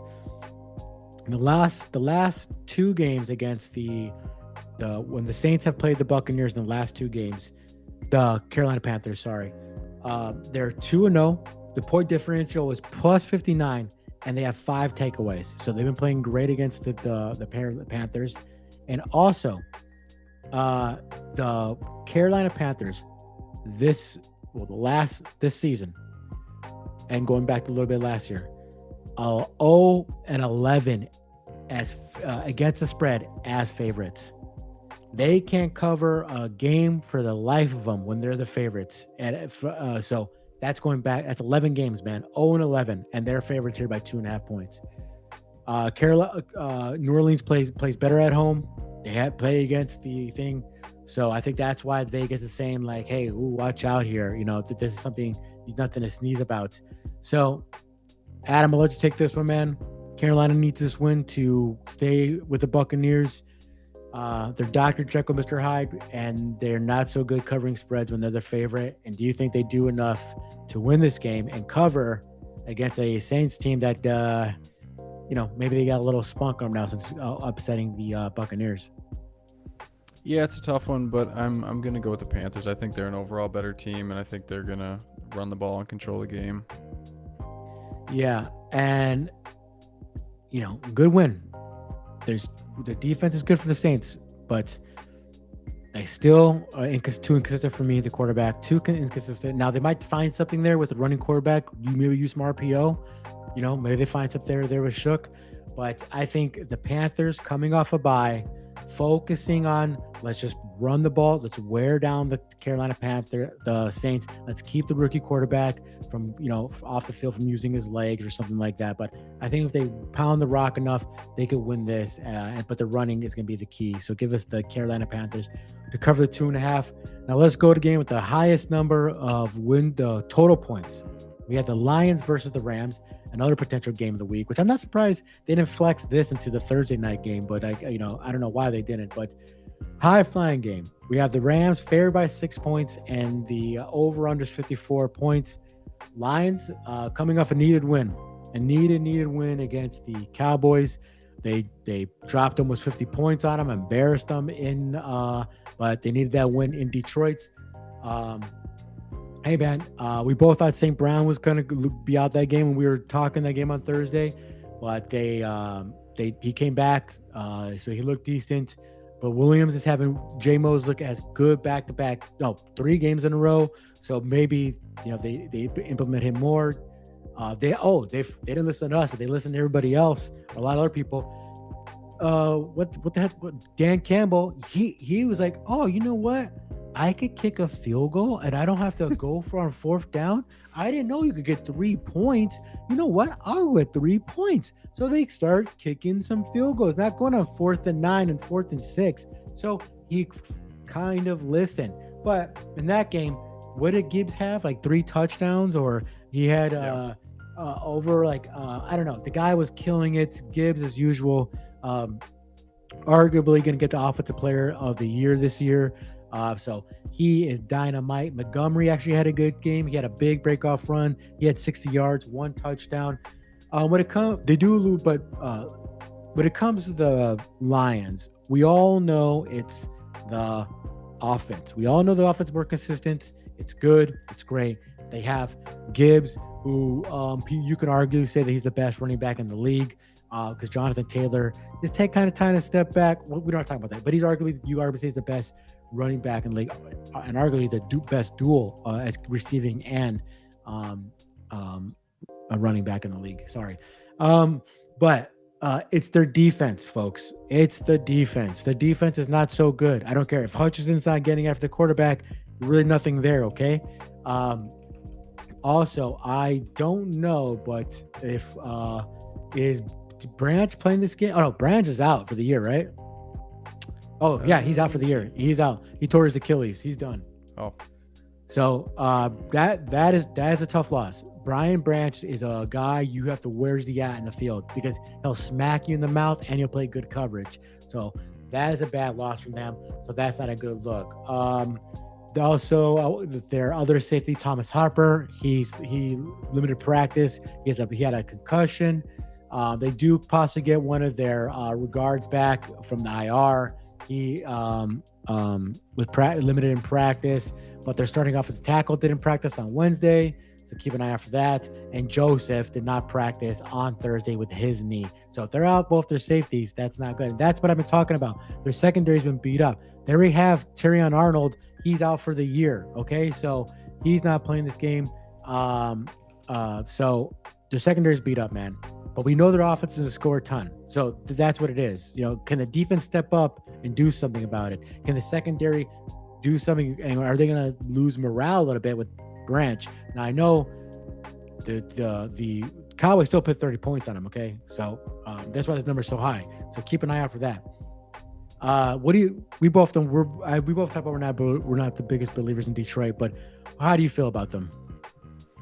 They're one of those teams that if you catch them on the wrong night, they can put 50 on you, like the Cowboys just saw.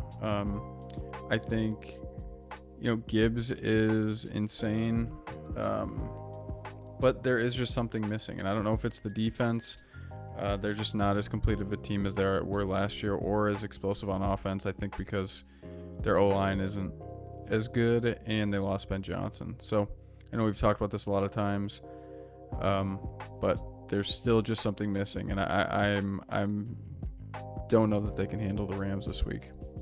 Yeah, I kind of take that back. It's not just Hutchinson. Muhammad, I forget it. Yeah, Muhammad, he has 9 sacks, and Jack Campbell has 5 sacks. But nobody's worried about Jack Campbell, to get after you. Okay, so I'm not worried about their secondary is what you have to be concerned about. Yeah, and let's talk about the Rams. They come off a blowout win against the Cardinals, I believe. And, there's a good bounce back game for them. They lost the Panthers, a game that every better had the Rams covering. But, good bounce back game. What's his name looked back to form? Matthew Stafford. He had a great game. He had 3 touchdowns, great completion rating, 281 yards. Brian Chrome had over 100 yards rushing. Puka Nacua damn near 170 yards almost. They look like the old the Rams that we've been seeing for the whole season, okay? And I'll tell you what, the running game looked unbelievable. They ran all over the Cardinals. That says more about the Cardinals in my opinion, but Kyron Williams was averaging 6.5 yards a carry with a touchdown. Brian Corum was averaging 10.7 yards a carry with 2 touchdowns. And Puka Nacua was lighting up. And Devontae Adams, all he had to do was this. I'll sit this one back, guys. I'm going to relax Devontae Adams. You're like, I don't have to do anything in this game. We're wiping him out.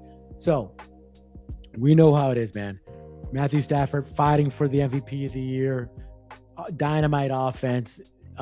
Defense that's probably a little overrated in my opinion. They do get after the quarterback. That's one of their bread and butter. Devontae Adams did not practice of the hamstring injury today. Keep that in mind. Tutu Atwell will be activated for this game. I like Tutu Atwell a lot. Guy's a good gadget guy. So that might help some of the burden there. But they do lose the guy they traded for, that corner from the Titans. He's on injury reserve. Their starting safety, injury reserve. I told you guys their secondary can be exposed. But I'll let you take this one, man. It's the batter of the offenses. So what defense do you think is going to step up and slow down one of these offenses more than the other? And I think that's going to be the difference.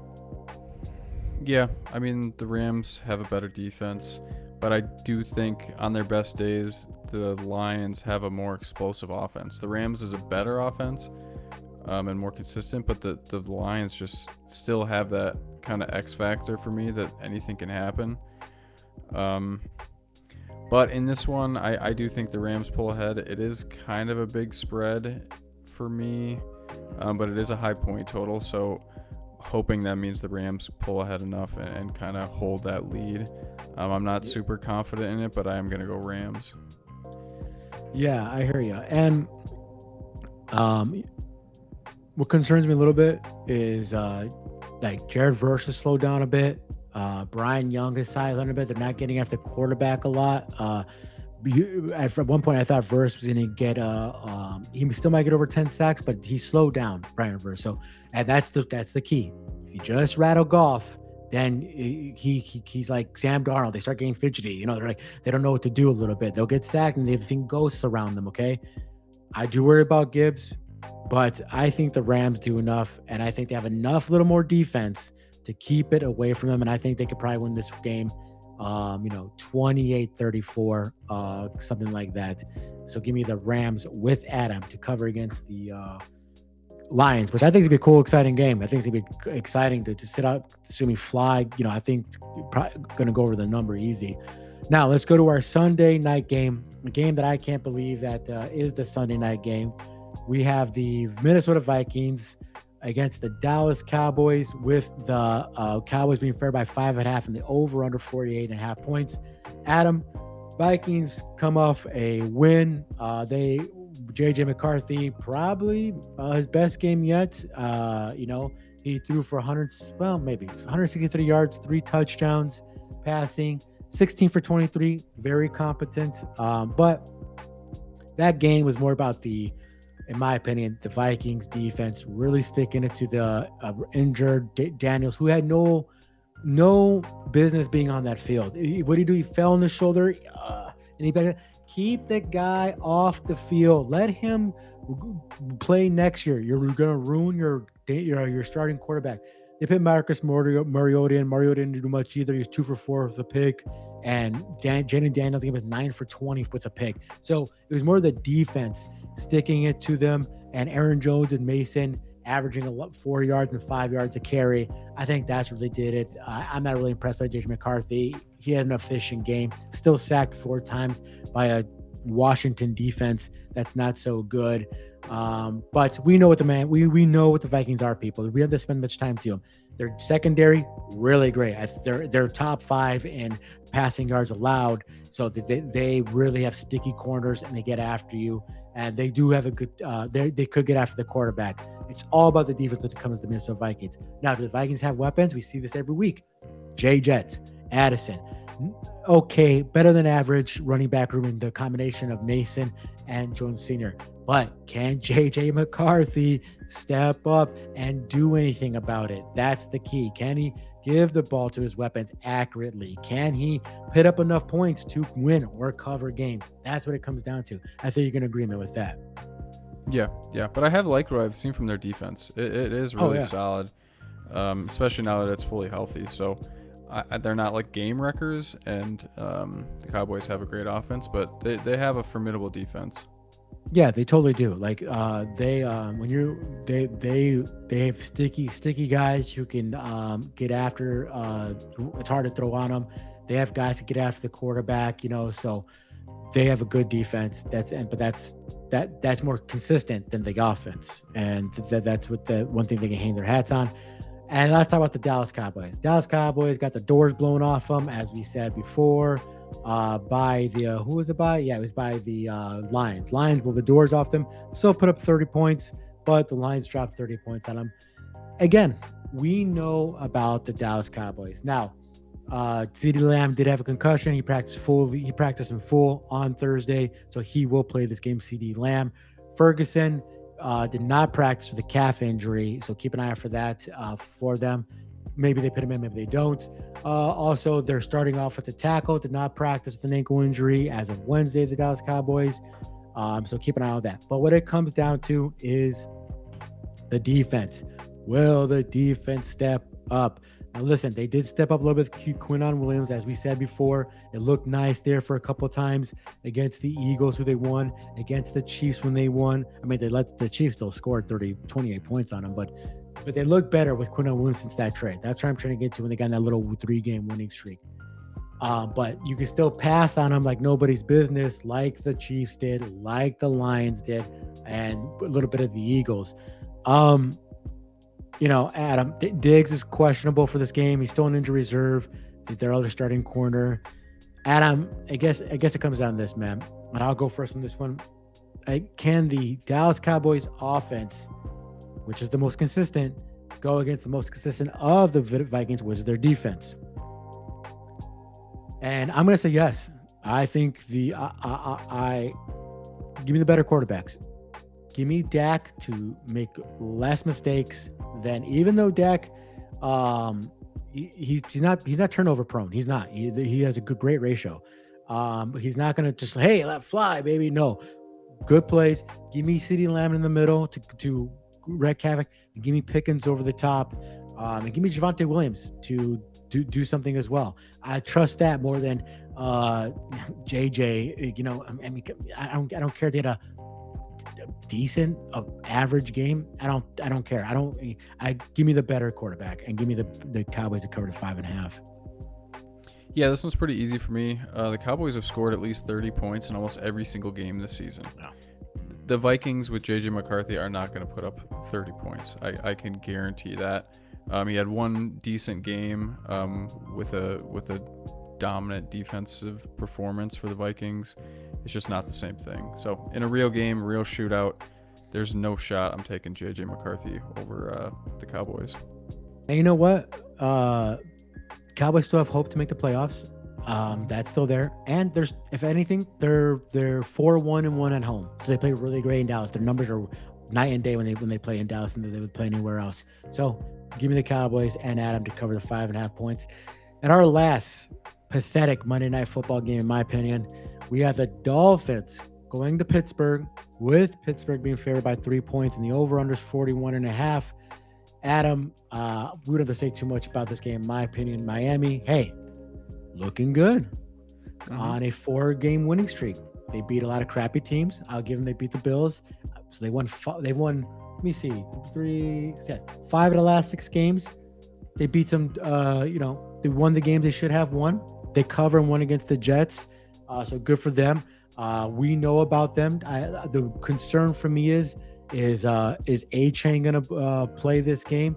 I believe he was limited with his ribs, but they got enough, as people saw, they got a lot of good yards out of Jalen Wright. I think it says more about the Jets than anything else, but they have guys there in Jalen Wright. They have that other rookie guy that they drafted, and they have A-Chain. I think A-Chain will probably play this game. They also might get their oh no, they're not going to get their kicker back. They got some guys in the injury list. A lot of it's on defense. All of it's on the defense. So keep an eye on for that. A lot of their starting guys on defense did not practice, or they did practice limited. So keep an eye out for that. But hey, they stepped up. Okay, they're on a 4-game heater. I want to double check this real quick. Yeah, and A-Chain. Tua, he's playing good ball. He's not turning the ball over a lot. He has. Let's see. I'm doing this in real time here, folks. Stay with me. Stay with me. In the 4-game winning streak, he has 3 touchdowns and 3 interceptions on 4 games. Not terrible, not good. Whatever. Anything you want to say about the Dolphins, man? I really have to say much about these two teams. No, it's weird, but they are in a bit of a heater, and the running game is looking pretty crazy. Yeah, they're 6-7. That does give motivation for their team to do something. They still have mathematically still can make the playoffs. I like Jalen Waddle. I told you guys I like that Darren Waller came back. I like all this. So they have weapons to throw to. And if A-Chain plays back, decent. Better than decent offense, okay? It's always about their defense. Steelers, number 1 in the division. They beat the much winning against the Ravens. The one-handed man himself, Aaron Rodgers, got them there because they definitely should have done against Mason Rudolph. I don't know. I'm still not impressed with them. Even though Aaron Rodgers had a really good game and was 300 yards passing, 1 touchdown. Still one of the worst rushing offenses in the league, as I said many times. TJ Watts, did you see that he got emergency something with his lungs, so he might not play this game? Something happened. He got taken to the hospital. I think they'd be stupid to let him play. If it's something that's concerning, let the guy heal. Let him be, let him heal. But a lot of their defense is hurt right now. Hamden, Harrison, Pierre. So what it comes down to is this, man. Do you think the hot streak of the Miami Dolphins? Oh, before I get to this might help your decision. We know the Miami Dolphins are on a 4-game winning streak, but they have lost 13 straight games when the weather is under 40 degrees. So when it's cold, they do not like it. That's something to worry about there. And I'm gonna guess the East Coast is gonna be cold like the Midwest. So so that's that. So Adam, do you believe in the cold? Do you believe in that the Miami can step up? Do you think they're gonna ride this hot streak, or do you think the Pittsburgh plus the cold got to keep ahead of the Ravens? Do you think the Steelers could cover with that motivation? Yeah, this one's nasty. I see it's going to be 18 degrees in Pittsburgh. That's chilly. And I do think that does slow down kind of that explosive offense on the Dolphins. I don't believe in the Steelers. And it's kind of going against what I want to pick, but I am going to go Steelers. I'm taking the Steelers clearly just on the weather. A-Chain has broken ribs probably. It's going to hurt those tackles in that cold. Tua, TD ratio, nation ratio on this winning streak's been 3-3. So he still turns the ball over. A little concerned that TJ Watt's hurt because he's their lifeblood on that defense. But give me Aaron Rodgers with more experience in the bad weather than Tua any day of the week. So I'm with it. Give me the Steelers to cover 3 points. Well, all right, folks, we got a little special one for you here today. Usually we do 3 best bets. Sometimes we do 4 once in a while, but this time we got 5 best bets each of us. We might have some overlap here. We're not sure yet, as we don't plan these before. I mean, we don't talk about our best bets at all. I'll let Adam go first. He had his best bets did really great. So I'll put our best bets on the record in the bottom here. So Adam, I'll let you take this way, man. A lot of big spreads here. Who do you like? Yeah, the first one, I'm going with the Giants. I really don't like the Commanders. And I think with Jackson Dart back, the Giants defense and Jackson Dart can get that ball rolling again. And it is a small spread. So first, I'll take the Giants. Second, I think is the most obvious one. I think the Seahawks are going to dominate. I think they're going to need to get the plaster ready to set Phillip Rivers' broken hip after that thing gets smashed. Get the wheelchair. So I think that's going to be a very heavily bet game, and I would take that at almost any number at this point. And then for the third one, I want the Texans. I think, like I said, that meat grinder defense is going to get after the Cardinals with the beat up offensive line. Nobody wants to play the Texans right now, and I just don't see that defense taking a game off. No. Fourth game, I want the Packers. I have been a very loud Broncos hater for months, and I feel like if I don't step up again here, I think it just is inconsistent with what I've been saying for a long time. So I do think it'll be a good game, but it's another small spread, and I really like how the Packers have looked the last couple weeks. And also, if Denver happens to win this game, this is their toughest. Like, I think like if they win this is the first. There's a lot of pressure on them because this show like we deserve to be with the big boys. Yeah. And besides the record, which we talked about. Go ahead. And Jordan Love, Toyotathon, baby. It's real. There you go. And he's leaning into it. And then finally, this one's for you, Mark. Your Eagles. I think, like you said, it's just such an easy get right game that I don't know how they could lose by or win by less than 12 points. Should be a 20-point win. Honestly, they're either going to bench Hurts for a blowout or for 5 turnovers. So I'm hoping it's the first one just for the best bets. Well, dude, I was looking at that game, but I'm like, you know what? How can I? I can't do it. And I'm not going to do it anymore. You're scared, Mark. The hell with that. You're frazzled. That offense is unbelievable. The Eagles offense, but you know what? I don't. God, I'm hoping just a win, baby. Come on. But we do have some overlap as I thought we would, but I'll talk about my games here. I like the over 45.5 in the Lions and Rams game. I think the Rams, they see blood in the water with this secondary, and now we got Brian Branch that's hurt. Joseph might not play the game.